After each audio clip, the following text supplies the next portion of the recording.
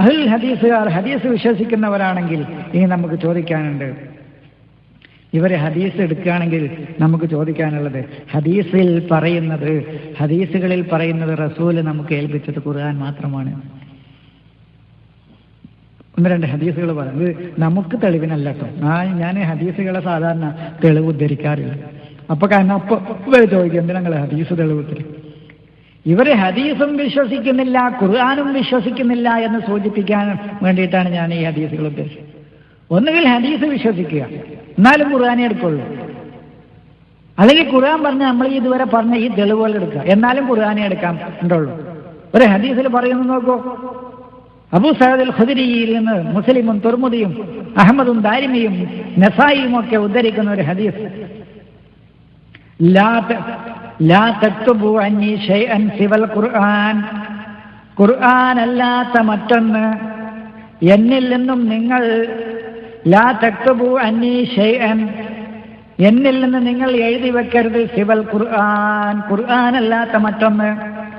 ഫമൻ കതബ അന്നി ഗൈറൽ ഖുർആൻ, ഖുർആൻ അല്ലാത്ത ഒന്ന് എന്നിൽ നിന്ന് ആരെങ്കിലും എഴുതിയിട്ടുണ്ടെങ്കിൽ ഫൽയംഹു, അവൻ അതിനെ മായ്ച്ചു കളയട്ടെ.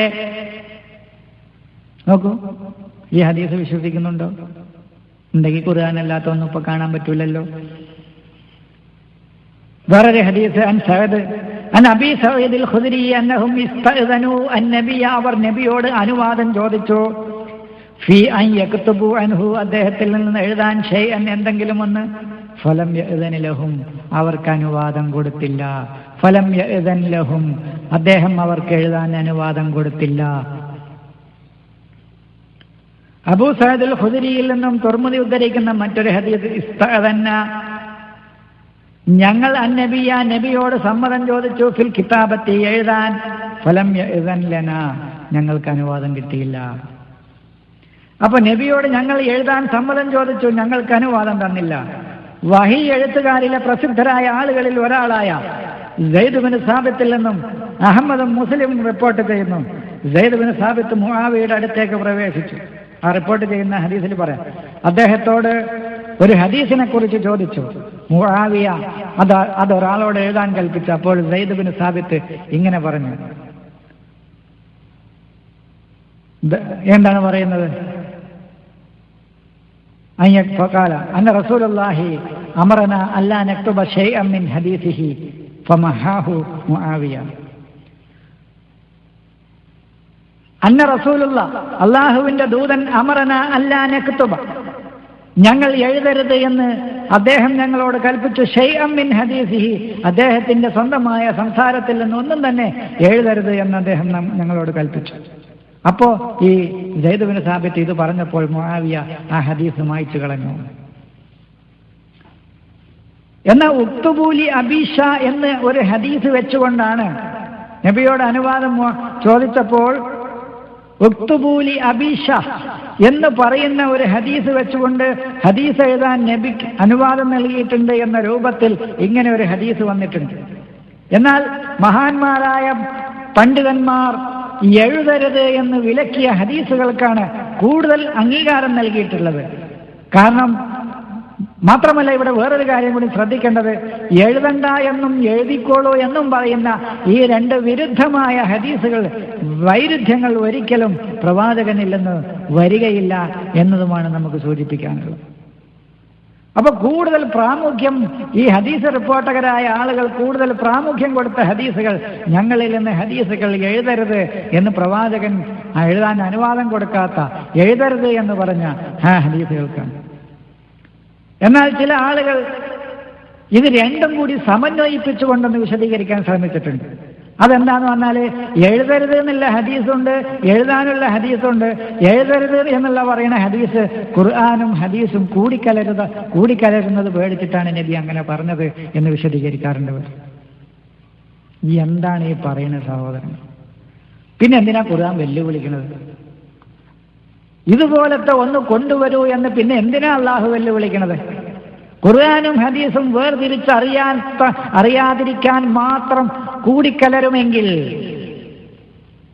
വലിയൊരു ഇതൊന്നും അവകാശപ്പെടുന്നില്ലെങ്കിലും വലിയൊരു കഴിവൊന്നും എനിക്കില്ല, എന്നാലും ചെറിയൊരു കഴിവ് വെച്ചിട്ട് ഞാൻ പറയട്ടെ, 1000 ഹദീസുകൾക്കിടയിൽ ഒരായത്ത് നിങ്ങൾ വായിച്ചുകൊള്ളൂ, അത് ആയത്താണെന്ന് ഞാനും പറയും. ഒരുവിധം അറിയുന്ന പണ്ഡിതന്മാർക്കൊക്കെ അത് അറിയില്ല. നമ്മൾ വലിയൊരു പാണ്ഡിത്യമുള്ള ആളൊന്നുമില്ല, ചെറിയൊരു അറിവ് വെച്ചിട്ട് പറയാം. 1000 ഹദീസുകൾക്കിടയിൽ ഒരു ദൈവികമായ വചനം അതിൻ്റെ ഇടയിൽ കയറ്റിയാൽ അത് അള്ളാഹുവിന്റെ വചനാണെന്ന് വേറിട്ട് നിൽക്കും. പിന്നെ എന്താ ഹദീസ്? അതാ ഞാൻ പറഞ്ഞു, എന്തിനാ പിന്നെ റസൂൽ ഖുർആനിലൂടെ അള്ളാഹു വെല്ലുവിളിച്ചത്, റസൂലിനോട് വെല്ലുവിളിക്കാൻ പറഞ്ഞത് ഇതുപോലത്തെ ഇതിന് മിസിലായിക്കൊണ്ടൊന്ന് കൊണ്ടുവരുമെന്ന്. അപ്പൊ ഇതുപോലത്തെ ഒന്നും ഉണ്ടാവില്ല എന്നല്ല. പിന്നെ എങ്ങനെയാ അത് രണ്ടും മിക്സ് ആകുക? രണ്ടിൻ്റെ സാന്ദ്രത തന്നെ വ്യത്യാസമുണ്ട്. അത് രണ്ടും മിക്സ് ആവൂല, രണ്ടും കൂടിക്കലരൂല.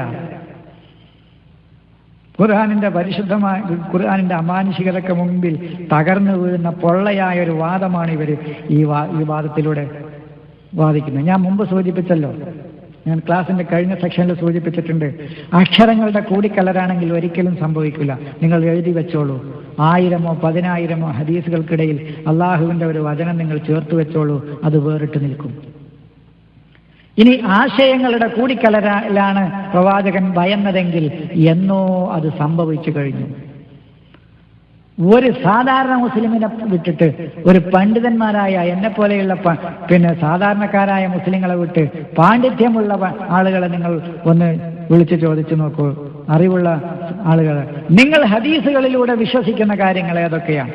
ഖുർആനിലൂടെ അള്ളാഹു പറഞ്ഞ, ഖുർആനിലൂടെ നിങ്ങൾ പറഞ്ഞ വചനങ്ങളിലൂടെ, നിങ്ങൾ ദൈവിക വചനങ്ങളിലൂടെ നിങ്ങൾ വിശ്വസിക്കുന്ന കാര്യങ്ങൾ ഏതൊക്കെയാണ് എന്ന് വേർതിരിക്കാൻ പറഞ്ഞാൽ പെട്ടെന്ന് കഴിയുമെന്ന് എനിക്ക് തോന്നുന്നില്ല. അത്രമാത്രം ആശയങ്ങൾ, ഖുർആനിന്റെയും ഹദീസിന്റെയും ആശയങ്ങൾ തമ്മിൽ മുസ്ലിങ്ങളുടെ ജീവിതത്തിൽ കൂടിക്കലർന്നു കഴിഞ്ഞു. അപ്പൊ പിന്നെ പ്രവാചകൻ പിന്നെ എന്തിനാണ് പേടിച്ചത്? എന്താണ് പേടിച്ചത്? പ്രവാചകൻ ഖുർആനിൽ വെല്ലുവിളിക്കുക, ഒരു അധ്യായത്തിന് സമാനമായ ഒന്ന് കൊണ്ടുവരാൻ കഴിയില്ല എന്ന്. അങ്ങനെയുള്ള ദൈവിക വചനങ്ങളും മനുഷ്യവചനങ്ങളും എങ്ങനെ കൂടിക്കലരുമെന്നാണ് ഇവർ പറയുന്നത്. അത് നബിക്ക് മനസ്സിലാക്കാൻ കഴിയില്ല. നബി ഒരിക്കലും അത് അംഗീകരിക്കില്ല. അപ്പോൾ നബി ഖുർആനല്ലാത്ത ഒരു ഗ്രന്ഥവും നമ്മെ ഏൽപ്പിച്ചിട്ടില്ല എന്നതാണ് സത്യം. അത് ഖുർആനിക വചനത്തിൽ നിന്ന് നമുക്ക് മനസ്സിലായി. ഈ ഹദീസുകളൊക്കെ പിന്നെ എന്തിനാ ഉദ്ധരിക്കുന്നതെന്ന് ചോദിച്ചാൽ, ഈ ഹദീസ് വിശ്വാസികളും പൂജാരികളുമായ നമ്മുടെ സഹോദരങ്ങൾ ഇത് മനസ്സിലാക്കിയിട്ടെങ്കിലും ഹദീസിലെങ്കിലും അങ്ങനെ ഉണ്ട് എന്ന് മനസ്സിലാക്കി നമ്മൾ അവരോട് ഖുർആൻ പറഞ്ഞാൽ വിശ്വസിക്കൂല, അവരോട് ഹദീസ് പറഞ്ഞാലേ അവർ വിശ്വസിക്കുള്ളൂ. അതാണ് നമ്മുടെ ഈ സഹോദരന്മാരുടെ ഒരു പ്രത്യേകത. ഖുർആനികമായ ഒരു വചനം പറഞ്ഞാൽ അവർ വിശ്വസിക്കില്ല, മറിച്ച് ഹദീസ് പറഞ്ഞാൽ അവർ വിശ്വസിക്കും. അത് എത്രമാത്രം തരം താഴ്ന്ന ഹദീസാണെങ്കിലും അവർ വിശ്വസിക്കും. അതാണല്ലോ നമ്മുടെ സമൂഹത്തിൽ ഇന്ന് നാം കണ്ടുകൊണ്ടിരിക്കുന്ന ഈ വൃത്തികെട്ട വാദങ്ങളും വാഗ്വാദങ്ങളും തർക്കങ്ങളും നമ്മുടെ സമൂഹത്തിൽ ഇപ്പോൾ പടർന്നു വന്നില്ല. എത്ര തരം താഴ്ന്ന പ്രവാചകനെ നിന്ദിക്കുന്ന ഹദീസാണെങ്കിലും പരിഹസിക്കുന്ന ഹദീസാണെങ്കിലും ഹദീസാണെങ്കിൽ അവർ വിശ്വസിക്കും. യുക്തിഭദ്രമായ ദൈവികമായ ഒരു വചനം അവരോട് പറഞ്ഞാൽ അവർ വിശ്വസിക്കില്ല. അതുകൊണ്ട് വേണമെങ്കിൽ ഇത് വിശ്വസിക്കുന്ന ആളെങ്കിലും വിശ്വസിക്കുകയാണെങ്കിൽ അങ്ങനെ വിശ്വസിച്ചുകൊണ്ടെങ്കിലും ഈ ഖുർആൻ മാത്രം എടുത്തുകൊള്ളട്ടെ, സ്വീകരിച്ചു കൊള്ളട്ടെ എന്ന് വിചാരിച്ചു. ഞാൻ പറഞ്ഞു, ഇന്ന അൻസൽനാ അലൈക്കൽ കിതാബ ലിന്നാസി ബിൽ ഹഖ്. അതാണ് നമുക്ക് അൽ കിതാബ, അത് ഖുർആനിക വചനം മതി നമുക്ക് തെളിവ്, അത് ഇഷ്ടം പോലെ മതി. മറ്റൊരായത്ത് നോക്കും, ദഖൽതു അനാ വശിദാദ് ഇബ്നു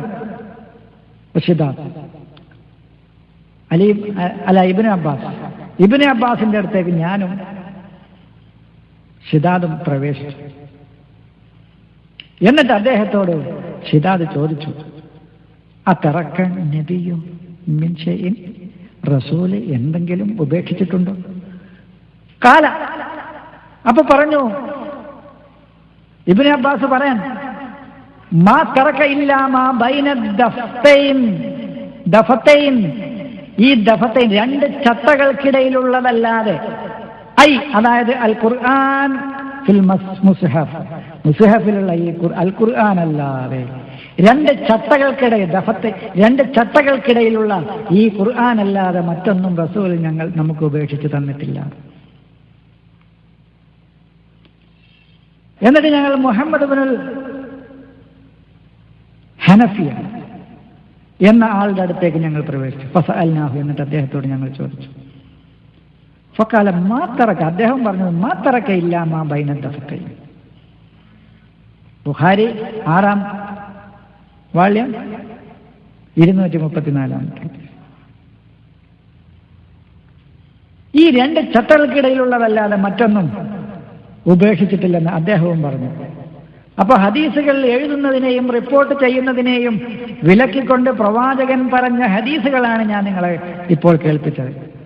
ഇനി ഇതേ പാത തന്നെ ഖുലഫാഉർ റാഷിദീങ്ങളും പിന്തുടർന്നതായിട്ട് നമുക്ക് കാണാൻ കഴിയും. നബി മരിച്ച ശേഷം അബൂബക്കർ ജനങ്ങളെ ഒരുമിച്ച് കൂട്ടിക്കൊണ്ട് ഇങ്ങനെ പറഞ്ഞു, ഇന്നകും തുഹദ്ദിസൂന അൻ റസൂലില്ലാഹ്, നിങ്ങൾ അല്ലാഹുവിന്റെ ദൂതനെ കുറിച്ച് സംസാരിച്ചു കൊണ്ടിരിക്കുന്നു. അഹാദീസ, ഒരുപാട് ഹദീസുകൾ. തഖ്തലിഫൂന ഫീഹാ, അതിൽ നിങ്ങൾ തന്നെ ഭിന്നരുമാണ്. വന്നാസു ബഅദകും, ജനങ്ങൾ നിങ്ങൾക്ക് ശേഷം അശദ്ദു ഇഖ്തിലാഫ, ഏറ്റവും വലിയ ഭിന്നതയിലായിരിക്കും. അതുകൊണ്ട് റസൂലിനെ കുറിച്ച് നിങ്ങൾ ഒന്നും സംസാരിക്കരുത്. ഫമൻ സഅലകും ഫഖൂലു, നിങ്ങളോട് ആരെങ്കിലും എന്തെങ്കിലും ചോദിച്ചാൽ നിങ്ങൾ ഇങ്ങനെ പറയുക, ബൈനനാ വ ബൈനകും കിതാബുല്ലാഹ്, നമുക്കിടയിൽ അള്ളാഹുവിന്റെയും നമ്മുടെയും നിങ്ങളുടെയും ഇടയിൽ അള്ളാഹുവിന്റെ കിതാബുണ്ട്. ഫസ്തഹല്ലു ഹലാലഹു, അതിൽ പറഞ്ഞ ഹലാലുകൾ ഹലാലാക്കുകയും അതിൽ പറഞ്ഞ ഹറാമുകൾ ഹറാമാക്കുകയും നിങ്ങൾ ചെയ്യുക. വേറൊന്നിന് നിങ്ങൾ നിൽക്കണ്ട എന്ന് അബൂബക്കർ സിദ്ദീഖ് പറഞ്ഞതായിട്ട് ഉദ്ധരിക്കുന്നു. അപ്പൊ അതിലെ ഹലാലുകൾ സ്വീകരിക്കുകയും അതിലെ ഹറാമുകൾ സ്വീകരിക്കാതിരിക്കുകയും ചെയ്യുക എന്നതാണ് നമ്മെ സംബന്ധിച്ച്. അതിലെ ഹറാമുകൾ സ്വീകരിക്കുകയും അതിലെ ഹലാലുകൾ സ്വീകരിക്കുകയും അതിലെ ഹറാമുകൾ സ്വീകരിക്കാതിരിക്കുകയും ചെയ്യുക എന്ന ഈ ആശയമാണ് മുന്നോട്ട് വെച്ചത് അബൂബക്കർ സിദ്ദീഖ്. ഉമറുൽ ഫാറൂഖിൽ നിന്ന് ഉദ്ധരിക്കുന്ന ഒരു വാക്ക് നോക്കൂ, ഇന്നീ കുന്തു ഉരീദു അൻ അക്തുബ സുനന, ഞാൻ നബിയുടെ സുന്നത്തുകൾ എഴുതാൻ ഉദ്ദേശിച്ചു. വാന്നി, അപ്പോൾ ഞാൻ ദക്കർതു ഖൗമൻ, ഒരു ജനതയെ കുറിച്ച് ഓർത്തു. കാനു ഖബലക്കും, ഇവർക്ക് മുമ്പുള്ള. കതബു കുതുബൻ, അവരൊരുപാട് ഗ്രന്ഥങ്ങൾ എഴുതി. ആ ഗ്രന്ഥങ്ങളിൽ അവർ മുഖിബായി അതിൽ മുഴുകിയിരുന്നു. വതറകു കിതാബല്ലാഹി, അള്ളാഹുവിന്റെ കിതാബിനെ അവർ ഉപേക്ഷിക്കുകയും ചെയ്തു. വഇന്നി വല്ലാഹി ലാ അശൂബ് കിതാബല്ലാഹി ബിശൈഇൻ അബദാ, അള്ളാഹുവിന്റെ കിതാബിൽ ഞാൻ ഒന്നിനെയും കൂട്ടിക്കലർത്തുകയില്ല എന്ന് ഉമറിൽ നിന്ന് ഇബ്നു അബ്ദുൽ ബർ ഉദ്ധരിക്കുന്ന, ബൈഹഖിയും ഉദ്ധരിക്കുന്ന ഒരു റിപ്പോർട്ട് നമുക്ക് കാണാം. അപ്പൊ നബിയുടെ വേറൊരു ഇത്രയും കൂടി ബൈഹഖിയുടെ റിപ്പോർട്ടിൽ ലാ അൽബസു കിതാബല്ലാഹി ബിശൈഇൻ അബദാ, അള്ളാഹുവിന്റെ കിതാബിൽ ഞാൻ ഒന്നും കൂട്ടിക്കലർത്തുകയില്ല എന്ന് പറഞ്ഞതായിട്ട് വേറൊരു റിപ്പോർട്ട് കൂടി ബൈഹഖിയിൽ നിന്ന് ഉദ്ധരിക്കുന്നുണ്ട്. അപ്പൊ നോക്കൂ, ഇതൊക്കെ നബി, അബൂബക്കർ, ഉമറുൽ ഫാറൂഖ്. ഇത് ഉമറിന്റെ തന്നെ, ഉമർ റളിയല്ലാഹു അൻഹു തന്നെ പറയുന്ന മറ്റൊരു സംഭവം നോക്കൂ. മാത ഉമർ ഇബ്നുൽ ഖത്താബ്, ഉമർ റളിയല്ലാഹു അൻഹു മരിച്ചിട്ടില്ല. ഹത്താ ബഅസ ഇലാ അസ്ഹാബി റസൂലുള്ളാഹ്, ഏതുവരെ റസൂലിന്റെ സഹാബികളിലേക്ക് അദ്ദേഹം അയച്ചു. ഫജമഅഹും, അവരോട് ഒരുമിച്ച് കൂടാൻ പറഞ്ഞു. മിനൽ ആഫാഖി, ലോകത്തിന്റെ നാനാഭാഗങ്ങളിലുള്ള നബിയുടെ സഹാബികളോടൊക്കെ ഒരുമിച്ച് കൂടാൻ പറഞ്ഞു. ഫഖാല, എന്നിട്ട് അദ്ദേഹം പറഞ്ഞു, മാ ഹാദിഹിൽ അഹാദീസുല്ലതി അഫ്ശൈതും അൻ റസൂലില്ലാഹ് ഫിൽ ആഫാഖ്, ലോകത്ത് നിങ്ങൾ അല്ലാഹുവിന്റെ റസൂലിനെ കുറിച്ച് സംസാരിച്ച് പ്രചരിപ്പിക്കുന്ന ഈ ഹദീസുകൾ എന്താണ്? അഖീമൂഇന്ദി, നിങ്ങൾ എന്റെ അടുത്ത് ഇവിടെ കഴിഞ്ഞുകൊള്ളുക, താമസിച്ചു കൊള്ളുക. വല്ലാഹി ലാ തുഫാരിഖൂനി മാ ഇഷ്തു, ഞാൻ ജീവിക്കുന്ന കാലം അത്രയും നിങ്ങൾ എന്നെ വിട്ടു പിരിയരുത് എന്ന് പറഞ്ഞു. ഫമാ ഫാറഖൂഹു, അവർ അദ്ദേഹത്തെ വിട്ടു പിരിഞ്ഞില്ല. ഹത്താ മാത, അദ്ദേഹം മരിക്കുന്നത് വരെ. അപ്പൊ നോക്കൂ, ഇത് പ്രവാചകൻ അബൂബക്കർ സിദ്ദീഖ് പറഞ്ഞത്, ഉമറുൽ ഫാറൂഖ് പറഞ്ഞ 2-3 റിപ്പോർട്ടുകൾ. രാജ്യത്തിന്റെ വിവിധ ഭാഗങ്ങളിൽ നിന്ന് നബിയുടെ സഹാബികളെ ഉമർ ഒരുമിച്ച് കൂട്ടി. എന്നിട്ട് നിങ്ങൾ ഈ പ്രചരിപ്പിക്കുന്ന ഹദീസുകൾ, പ്രവാചകനെ കുറിച്ച്, അള്ളാഹുവിന്റെ റസൂലിനെ കുറിച്ച് പ്രചരിപ്പിക്കുന്ന ഹദീസുകൾ എന്താണ്? ഞാൻ ജീവിക്കുന്ന കാലത്തോളം നിങ്ങൾ വിട്ടുപിരിയാതെ എൻ്റെ അടുത്ത് തന്നെ നിങ്ങൾ താമസിക്കുക എന്ന് പറഞ്ഞു. അദ്ദേഹം മരിക്കുന്നത് വരെ അവർ വിട്ടുപിരിഞ്ഞിട്ടില്ല എന്നും പറഞ്ഞു. ഉമർ അബൂ മസ്ഊദിന്റെയും അബൂദർദാഇന്റെയും അബൂ മസ്ഊദ് അൽ അൻസാരിയെയും തടഞ്ഞു വെച്ച ശേഷം ഉമർ ഇങ്ങനെ പറഞ്ഞു, നിങ്ങൾ അള്ളാഹുവിന്റെ ദൂതനെ കുറിച്ച് ഹദീസുകൾ വർദ്ധിപ്പിക്കുന്നു. അദ്ദേഹം അവരെ മദീനയിൽ തടഞ്ഞു വെച്ചു. ഉസ്മാൻ അവരെ സ്വതന്ത്രരാക്കി വിടുകയും ചെയ്തു എന്ന് ചരിത്രങ്ങളിലും റിപ്പോർട്ടുകളിലും നമുക്ക് കാണാൻ കഴിയും. അബൂ ഹുറൈറയോട് ഉമർ റളിയല്ലാഹു അൻഹു ഒരിക്കൽ പറഞ്ഞു, നീ അള്ളാഹുവിന്റെ ദൂതനെ കുറിച്ചുള്ള ഹദീസുകൾ ഒഴിവാക്കുക, അല്ലെങ്കിൽ നിന്നെ ഞാൻ തളച്ചിടും.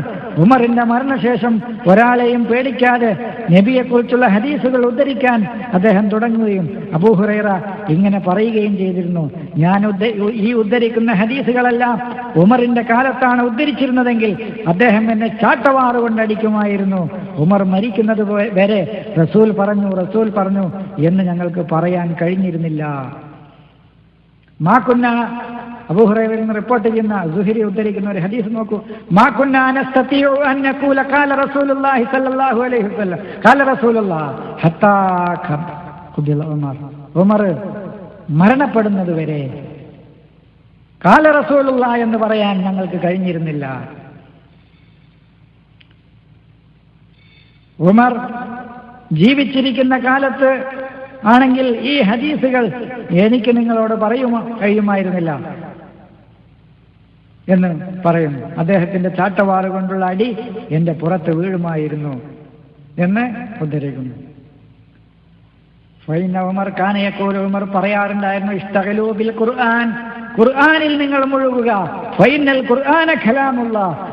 ഖുർആന ഖലാമുല്ലാഹ്, അല്ലാഹുവിന്റെ കലാമായ ഖുർആൻ, ആ ഖുർആനിൽ നിങ്ങൾ ഇസ്തഗലൂ, വ്യാപൃതരാവുക, അതിനെക്കുറിച്ച് ചിന്തിക്കുക, അതിനെക്കുറിച്ച് പഠിക്കുക, അത് പിന്തുടരുക എന്ന് ഉമർ പറയാറുണ്ടായിരുന്നു.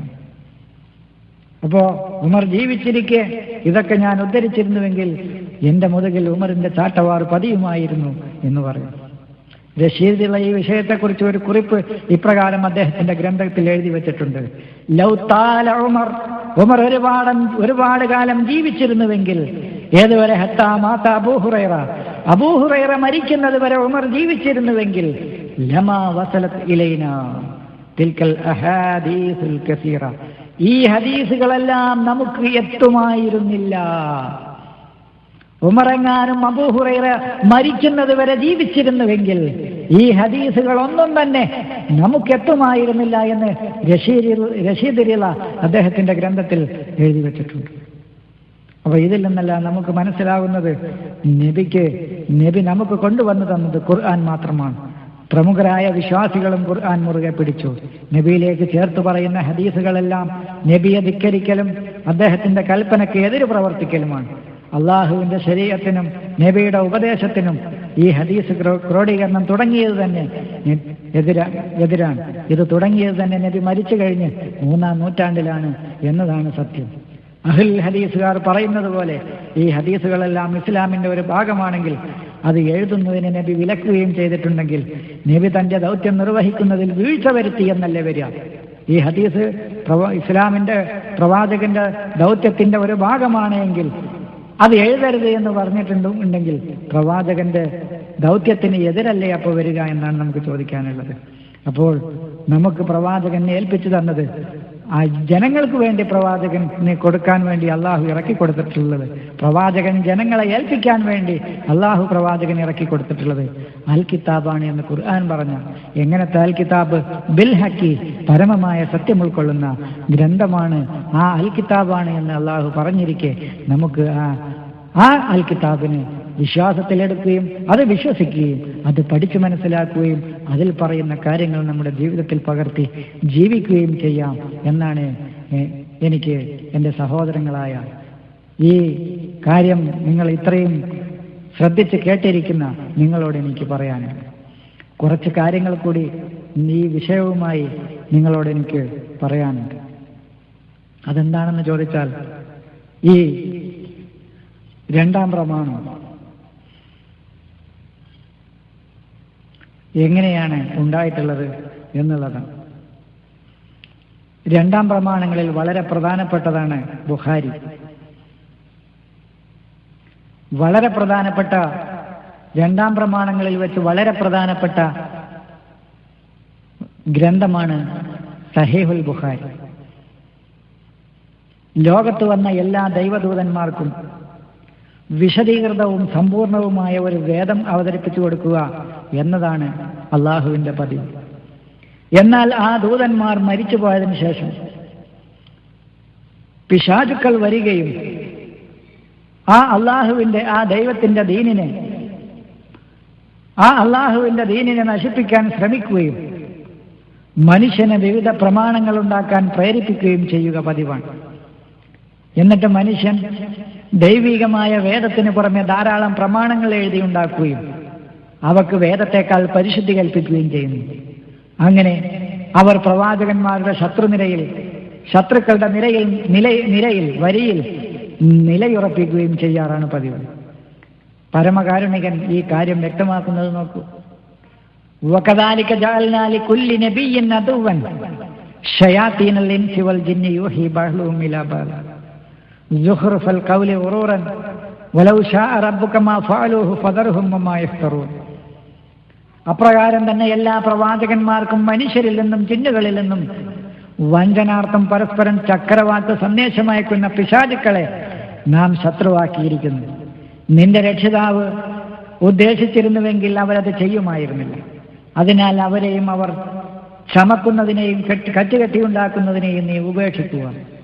അന്ത്യദിനത്തിൽ വിശ്വസിക്കാത്തവരുടെ പ്രവർത്തനങ്ങൾക്കൊക്കെ ഒരു അന്തിമ ഫലമുണ്ടെന്ന് വിശ്വസിക്കാത്തവരുടെ ഹൃദയങ്ങൾ അവർ ഉണ്ടാക്കുന്നതിലേക്ക് ചായുവാനും അവർ അതിൽ തൃപ്തരാകുവാനും അവർ ചെയ്യുന്ന കുറ്റകൃത്യങ്ങളെല്ലാം അവർ ചെയ്യുവാനും വേണ്ടിയാണ് എന്നല്ലാഹു പറയുന്നു. ഈ വചനത്തിൽ ഇത് ഒരു പൊതുവായ തത്വമായിട്ട് പറഞ്ഞതാണ്. എല്ലാ പ്രവാചകന്മാർക്കും ഇങ്ങനെ ആ പ്രവാചകന്മാർ കൊണ്ടുവന്ന നബുവത്ത്, ആ റിസാലത്ത്, ആ ദൗത്യത്തിനെതിരെ അതിനെ നശിപ്പിക്കാൻ വേണ്ടി പിശാചുക്കൾ പിന്നീട് വരികയും ആ പിശാചുക്കൾ ആ ആശയത്തെ നശിപ്പിച്ച് മറ്റൊരാശയം കറ്റുകെട്ടിയുണ്ടാക്കുകയും നിർമ്മിക്കുകയും പരസ്പരം അങ്ങോട്ടും ഇങ്ങോട്ടും അവർ ചക്കരവാക്കുകൾ പറഞ്ഞുകൊണ്ട് ഈ ആശയത്തെ, പ്രവാചകന്മാരുടെ ദൗത്യത്തെ നശിപ്പിക്കുകയും ചെയ്യുക എന്നുള്ളത് അവരുടെ പതിവാണ്. ഇതേ രൂപത്തിലാണ് മദീനയിലെ കപടവിശ്വാസികളായ ആളുകൾ ഇസ്ലാമിനെതിരിൽ തന്ത്രങ്ങൾ മെനയാൻ തുടങ്ങിയത്. കപടന്മാർ പ്രവാചകന്റെ അടുത്ത് വരികയും തങ്ങൾ പ്രവാചകൻ പറയുന്നതിനെല്ലാം അനുസരിച്ചിരിക്കുന്നു എന്ന് പറയുകയും അതിനുശേഷം പുറത്തുപോയി പ്രവാചകനെതിരിൽ കുതന്ത്രങ്ങൾ മെനയുകയും പ്രവാചകൻ പറയാത്തത് അദ്ദേഹത്തിന്റെ പേരിൽ കെട്ടിച്ചമച്ചുണ്ടാക്കി പറയുകയും ചെയ്തിരുന്നു. മുകളിൽ പറഞ്ഞ അതേ വാക്ക് അവർ കറ്റുകെട്ടിയുണ്ടാക്കുന്നതിനു വേണ്ടി ഇതേ പണി തന്നെയാണ് മുഹമ്മദ് നബിയുടെ കാലഘട്ടത്തിലെ മുനാഫിക്കുകളായ കപടന്മാരായ ആളുകൾ സ്വീകരിച്ചിരുന്നത് എന്നും വിശുദ്ധ ഖുർആനിൽ പറയുന്നു. വയഖൂലൂന തഅത്തുൻ, അനുസരിച്ചു എന്നവർ പറയും. വൈദാ ബറസൂ മിൻ ഇന്ദിക, അവർ നിന്റെ അടുത്ത് നിന്നും പുറത്തുപോയാൽ ബയ്യത്ത് ത്വായിഫത്തുൻ വൈറല്ലദീ തഖൂലു, നീ പറയാത്ത ഒന്ന് അവർ നിന്റെ മേൽ കറ്റുകെട്ടി പറയുകയാണ്, പാട്ടുപാടുകയാണ്, ബൈത്ത് ആശയം കെട്ടിയുണ്ടാക്കി പറയുകയാണ്. വല്ലാഹു യക്തുബു, അല്ലാഹു എഴുതി വെക്കുന്നുണ്ട്, മാ യുബയ്യിതൂൻ, അവർ കറ്റുകെട്ടി പറയുന്നതെല്ലാം. ഫഅരിൽ അൻഹും, അതുകൊണ്ട് നീ അവരിൽ നിന്ന് പിന്തിരിഞ്ഞു കളയുക, അവരെ ശ്രദ്ധിക്കേണ്ട. വതവക്കൽ അലല്ലാഹ്, അല്ലാഹുവിൽ ഭരമേൽപ്പിക്കുക. വകഫാ ബില്ലാഹി വക്കീല. നോക്കൂ, അവർ അനുസരണം എന്ന് പറയുകയും എന്നിട്ട് അവർ നിന്റെ പക്കൽ നിന്ന് വെളിയിൽ പോയാൽ അവരിൽ ഒരു വിഭാഗമതാ നീ പറയാത്തത് പാട്ടുകെട്ടുകയായി. ദൈവമാകട്ടെ അവർ പാട്ടുകെട്ടുന്നത് രേഖപ്പെടുത്തുകയും ചെയ്യുന്നു. അതിനാൽ നീ അവരിൽ നിന്ന് വിട്ടൊഴിയുകയും ദൈവത്തിൽ ഭരമേൽപ്പിക്കുകയും ചെയ്യുക. ഭരമേൽപ്പിക്കപ്പെടുന്നവനായി ദൈവം എത്രയോ പര്യാപ്തനാകുന്നു. ഈ വചനത്തിൽ ബയ്യത്തായിഫത്തുൻ വൈറല്ലദീ തഖൂലു എന്ന് പറയുന്ന ഈ ഭാഗമാണ് നാം പ്രത്യേകം ഒന്ന് ശ്രദ്ധിക്കേണ്ടത്. എന്താണ് ആ ഭാഗത്ത് പറയുന്നത്? നബി പറയാത്ത കാര്യങ്ങൾ പ്രവാചകന്റെ പേരിൽ കെട്ടിയുണ്ടാക്കി പറയുകയായിരുന്നു അവർ ചെയ്തിരുന്നത് എന്നാണ്. എന്നിട്ടോ അവ നബിയിലേക്ക് ചേർത്ത് പറയുക, അത് നബി പറഞ്ഞതാണെന്ന് പറയുക. നബി ജീവിച്ചിരിക്കുന്ന കാലത്ത് തന്നെ കപടന്മാർ ഈ ജോലി തുടങ്ങിയിരുന്നു എന്നല്ലേ ഇവിടെ വ്യക്തമാക്കുന്നത്. ഇത് റസൂൽ പറഞ്ഞു, എന്റെ പേരിൽ ആരെങ്കിലും കളവ് കെട്ടിച്ചമച്ച് പറഞ്ഞാൽ അവൻ നരകത്തിൽ അഗ്നിയിൽ ഒരു സീറ്റ്, ഒരു ഇരിപ്പിടം അവൻ ഒരുക്കിക്കൊള്ളട്ടെ എന്ന് പറഞ്ഞു. ഇനി ഹദീസ് തെളിവല്ല, ഹദീസ് മുതവാത്തിറായി വന്ന ഒരു ഹദീസാണിത്. ഇനി ഹദീസിനെ നമ്മൾ തെളിവെടുക്കുകയല്ല. ഹദീസിനെ തെളിവെടുത്തിട്ടില്ലെങ്കിൽ തന്നെ വിശുദ്ധ ഖുർആനിൽ നിന്ന് ബയ്യത്തായിഫത്തുൻ വൈറല്ലദീ യഖൂലൂന തഅത്തുൻ വൈദാ ബറസൂ മിൻ ഇന്ദിക എന്ന് പറയുന്ന ഈ സ്ഥലത്തിൽ നിന്ന് തന്നെ, ഈ വചനത്തിൽ നിന്ന് തന്നെ അവർ ആ പണി ചെയ്തിരുന്നത് എന്ന് നമുക്ക് മനസ്സിലാക്കാൻ കഴിയും. അപ്പോ ഞാൻ സൂചിപ്പിച്ചത് പ്രവാചകന്റെ കൂടെ തന്നെ കപടന്മാരായ ആളുകൾ ഉണ്ടായിരുന്നു എന്നും ആ കപടവിശ്വാസികളായ മുനാഫിക്കുകളായ ആളുകൾ പ്രവാചകന്റെ പുറത്തുനിന്ന് കൂടെയിരിക്കുമ്പോൾ ഞങ്ങൾ അനുസരിച്ചു എന്ന് പറയുകയും പുറത്തു പോയാൽ പ്രവാചകൻ പറയാത്തത് പ്രവാചകന്റെ പേരിൽ മനഃപൂർവ്വം കള്ളം ചമച്ച് പറയുകയും ചെയ്യുകയായിരുന്നു പതിവെന്നുമാണ് ഖുർആൻ വിശദീകരിക്കുന്നത്. ഈ മുനാഫിക്കുകളെ കുറിച്ച് നബിക്ക് അറിയില്ല. 2-3 തരം മുനാഫിക്കുകൾ മദീനയിലുണ്ടായിരുന്നു. അത് മുഴുവനായിട്ടൊന്നും ഇപ്പം ഞാൻ വിശദീകരിക്കുന്നില്ല. 2-3 തരം മുനാഫിക്കുകൾ അവിടെ ഉണ്ടായിരുന്നു എന്ന് ഖുർആൻ വിശദീകരിക്കുന്നു. അതിലൊരു വിഭാഗം മുനാഫിക്കുകൾ കാപട്യത്തിൽ വേരുറച്ചവർ, അടിയുറച്ചവർ. ആ മുനാഫിക്കുകളായ ആളുകളെ നബിക്ക് അറിയുമായിരുന്നില്ല. നഹ്നു ലാ തഅലമുഹും വമിമ്മൻ ഹൗലകും മിനൽ അഅറാബി മുനാഫിഖൂന. നിങ്ങൾക്ക് ചുറ്റും അറബികളിൽ കപടന്മാരുണ്ട്. വമിൻ അഹ്ലിൽ മദീനത്തി, മദീനക്കാരിലുമുണ്ട്. മറദു അലൻ നിഫാഖി, കാപട്യത്തിൽ വേരുറച്ചവർ, അടിയുറച്ചവർ. ലാ തഅലമുഹും, അവരെ നിനക്കറിയില്ല. നഹ്നു നഅലമുഹും, നാമാണ് അവരെ അറിയുന്നവർ. സനുഅദ്ദിബുഹും മറത്തൈനി സുമ്മ യുറദ്ദൂന ഇലാ അദാബിൻ അലീം. തൗബയിൽ 101. നിങ്ങളുടെ ചുറ്റുമുള്ള ഗ്രാമീണരിലും മദീനക്കാരിൽ തന്നെയും നീ അറിയാത്തവരും നാം അറിയുന്നവരുമായ കാപട്യത്തിൽ അടിയുറച്ച ചില കപടന്മാരുണ്ട്. അവരെ നാം 2 തവണ ശിക്ഷിക്കുന്നതും പിന്നീട് അവർ മഹാശിക്ഷയിലേക്ക് മടക്കപ്പെടുന്നതുമാണ്. ഇനി ഈ 2 വിഭാഗക്കാരായ കപടന്മാരെയും നാം ഒന്ന് താരതമ്യം ചെയ്യുകയാണെങ്കിൽ, ഒന്ന് പ്രവാചകന് അറിയാവുന്ന കപടന്മാർ, അവർ പക്ഷാതപിക്കുമെന്നും അപ്പോൾ ദൈവം അവരുടെ പക്ഷാതാപം സ്വീകരിക്കുമെന്നും പറയുന്നു. മറ്റൊരു വിഭാഗമാണെങ്കിൽ അവര് കാപട്യത്തിൽ ഉറച്ചവരും കാപട്യം തുടർന്നുകൊണ്ടേയിരിക്കുന്നവരുമാണ്. അവരെക്കുറിച്ച് നബിക്കറിയില്ല. അവരെ 2 പ്രാവശ്യം ശിക്ഷിക്കുമെന്ന് ദൈവം മുന്നറിയിപ്പ് നൽകുന്നുമുണ്ട്. ഈ പറഞ്ഞതിൽ നിന്നൊക്കെ വ്യക്തമാകുന്നത് നബിയുടെ കൂടെയുള്ളവർ തന്നെ കപടന്മാരായ ആളുകൾ ഉണ്ടായിരുന്നു എന്നാണ്.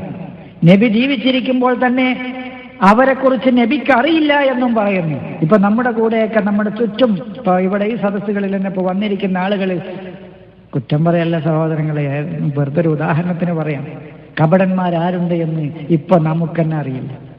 ഇനി നമ്മളുടെയൊക്കെ കാലഘട്ടം കഴിഞ്ഞ് 100-300 കൊല്ലക്കാലം കഴിഞ്ഞ് കുറച്ച് ആളുകൾ വന്ന് ഇന്ന് ഈ ജീവിച്ചിരിക്കുന്ന ഇവിടെ ഇരിക്കുന്ന നമ്മളെക്കുറിച്ച് ആരെങ്കിലും പറഞ്ഞു എന്ന് പറഞ്ഞ് 300 കൊല്ലം കഴിഞ്ഞ ശേഷം റിപ്പോർട്ട് ചെയ്യുകയാണെങ്കിൽ, ഇന്നിപ്പോ നമ്മൾ ജീവിച്ചിരിക്കുന്ന ഈ കാലത്ത് തന്നെ കപടന്മാരായ ആളുകളെ അറിയില്ലെന്നിരിക്കെ 100-250 കൊല്ലം കഴിഞ്ഞ് ഈ കൂടിയ ആളുകളിൽ ആരൊക്കെ കപടന്മാരുണ്ടായിരുന്നു എന്ന് അന്നത്തെ ആളുകൾക്ക് എങ്ങനെ മനസ്സിലാവും? അതാ നമുക്ക് ചോദിക്കാൻ. ഇപ്പൊ എന്നെ കുറിച്ച് തന്നെ ഇപ്പൊ ഇരുന്ന് കഴിഞ്ഞാൽ പ്രവാചകന്റെ കൂടെ നടന്ന ഉന്നതന്മാരായ ആളുകളിൽ തന്നെ ചിലപ്പോൾ കപടന്മാരുണ്ടായിക്കൂടാ എന്ന് ആര് കണ്ടു? അറിയില്ലല്ലോ. ഇപ്പൊ ഇവിടെ വന്ന് ചിലപ്പോൾ സ്റ്റേജിൽ ഇപ്പൊ ഞങ്ങൾ 3-4 ആളുകളാണ്. ഈ 3 ആളുകളിൽ ഞാൻ തന്നെ ചിലപ്പോൾ കപടന്മാരായിക്കൂടാ എന്ന് നിങ്ങൾക്ക് എങ്ങനെ അറിയാം? അറിയില്ല എന്നല്ലേ? അപ്പൊ ബുഖാരിക്ക് നബിയേക്കാൾ മഹത്വമാണ് ഇവർ കൽപ്പിക്കുന്നത്. നബി ജീവിച്ചിരിക്കുമ്പോ നബിക്ക് തന്നെ അറിയില്ല എന്ന് അള്ളാഹു പറയാം. നബി റസൂലുള്ള മരിച്ചുപോയി 100-250 വർഷം കഴിഞ്ഞിട്ട്, 250ഓളം വർഷം കഴിഞ്ഞിട്ട് ബുഖാരി വന്നിട്ട് ഈ മുനാഫിക്കുകളെയും കപടന്മാരെയും അല്ലാത്തവരെയും വേർതിരിച്ച് എങ്ങനെ പറയും എന്നാണ് എനിക്ക് ചോദിക്കാനുള്ളത്. പ്രവാചകനിൽ നിന്നും വരെ ഇത്തരം മുനാഫിക്കുകളുടെ പേരുകളും വ്യക്തിത്വങ്ങളും മറച്ചുവെക്കപ്പെട്ടു എന്ന നിലക്ക് നമുക്ക് ബുഖാരിയെ പോലെയുള്ള ഹദീസ് റിപ്പോർട്ടർക്കോ അവരെ അറിയില്ല എന്ന് ഉറപ്പാണല്ലോ എൻ്റെ സഹോദരന്മാരെ. അതാണ് ഞാൻ സൂചിപ്പിച്ചത്. പിന്നെ ഇവരുടെ റിപ്പോർട്ടുകൾ എങ്ങനെയാണ് നമുക്ക് തിരിച്ചറിയാം? അവരുടെ റിപ്പോർട്ടുകൾ സഹീഹുകൾ എന്നറിയപ്പെടുന്ന ഗ്രന്ഥങ്ങളിൽ വരെ ഉണ്ടാവും. ആ ഹദീസുകൾ ശേഖരിക്കുകയും ശുദ്ധീകരിക്കുകയും ചെയ്തവർ സഹാബികളുടെ നീതിബോധത്തെക്കുറിച്ച് സംശയം പോലും പ്രകടിപ്പിച്ചിരുന്നില്ല എന്നതാണ് സത്യം. കാരണം അവരുടെ നീതിബോധത്തെക്കുറിച്ച് അവർ സംശയം പോലും പ്രകടിപ്പിച്ചില്ല. അപ്പൊ അതാണ് അവിടെ കൂടിയ പ്രവാചകന്റെ കൂടെ ജീവിച്ചിരുന്ന ആളുകളിൽ പ്രവാചകൻ അറിയാത്ത കപടന്മാരുണ്ടായിരുന്നു. അതെങ്ങനെ റസൂലിന് മനസ്സിലാവും? പിന്നെ റസൂലിന് മനസ്സിലാകാത്തത് എങ്ങനെ ബുഖാരിക്ക് മനസ്സിലാവും, നമുക്ക് മനസ്സിലാവും എന്ന്? ബുഖാരി, സഹീഹുൽ ബുഖാരി നാം ഒന്ന് വളരെ വേഗത്തിലൊന്ന് വായിച്ചു പോയാൽ, ഒരു കണ്ണോടിച്ചാൽ തന്നെ ആ രണ്ടാം പ്രമാണം എന്ന് പറയപ്പെടുന്ന ആ ബുഖാരിയുടെ അപകടം എത്രമാത്രമാണെന്ന് നമുക്ക് മനസ്സിലാക്കാൻ കഴിയും. ദൈവത്തിന്റെ ഗ്രന്ഥം കഴിഞ്ഞാൽ പിന്നെ ഏറ്റവും സഹീഹായ ഗ്രന്ഥമെന്ന് സഹീഹുൽ ബുഖാരിയെ കുറിച്ച് പ്രസിദ്ധമായ ഒരു ചൊല്ലുണ്ട്. അതവരെ സാധാരണ എല്ലാ പണ്ഡിതന്മാരും പറയുന്ന ഒരു ചൊല്ലാണ്. അസഹ്ഹു കിതാബുൻ, ഏറ്റവും വലിയ കിതാബ്, സഹീഹായ കിതാബ് ബഅദ കിതാബില്ലാഹി, അള്ളാന്റെ കിതാബിന് ശേഷം അതേതാണ്? സഹീഹുൽ ബുഖാരിയാണ് എന്നൊരു ചൊല്ലുണ്ട്. ഈ ഒരു ചൊല്ലിനോട് നമുക്കൊരിക്കലും യോജിക്കാൻ കഴിയില്ല. ബുഖാരിയിലെ ഓരോ അക്ഷരങ്ങളും ഓരോ ഹദീസുകളും ശരിയാണ്, ഓരോ വരികളും ശരിയാണ് എന്ന് നാം അംഗീകരിച്ചാൽ പോലും ഇങ്ങനെ അള്ളാഹുവിന്റെ കിതാബിനോട് ഒരു താരതമ്യം ചെയ്യാൻ ബുഖാരിയെ പറ്റുകയില്ല എന്നാണ് നമുക്ക് പറയാനുള്ളത്. എന്ത് അംഗീകരിച്ചാൽ തന്നെ ബുഖാരിയിലെ ഓരോ അക്ഷരങ്ങളും ഓരോ വരിയും ഓരോ വചനങ്ങളും ശരിയാണ് എന്ന് അംഗീകരിച്ചാൽ പോലും അള്ളാഹുവിന്റെ കിതാബുമായി ഖിയാസ് ചെയ്യാൻ, താരതമ്യം ചെയ്ത് പറയാൻ അത് അള്ളാഹുവിനോട് താരതമ്യം ചെയ്യുന്നതിന് തുല്യമാണ് എന്നാണ് എനിക്ക് പറയാനുള്ളത്. പിന്നെ എങ്ങനെ അവരിത് പറയും? താരതമ്യം ചെയ്യാൻ പോലും പാടില്ല.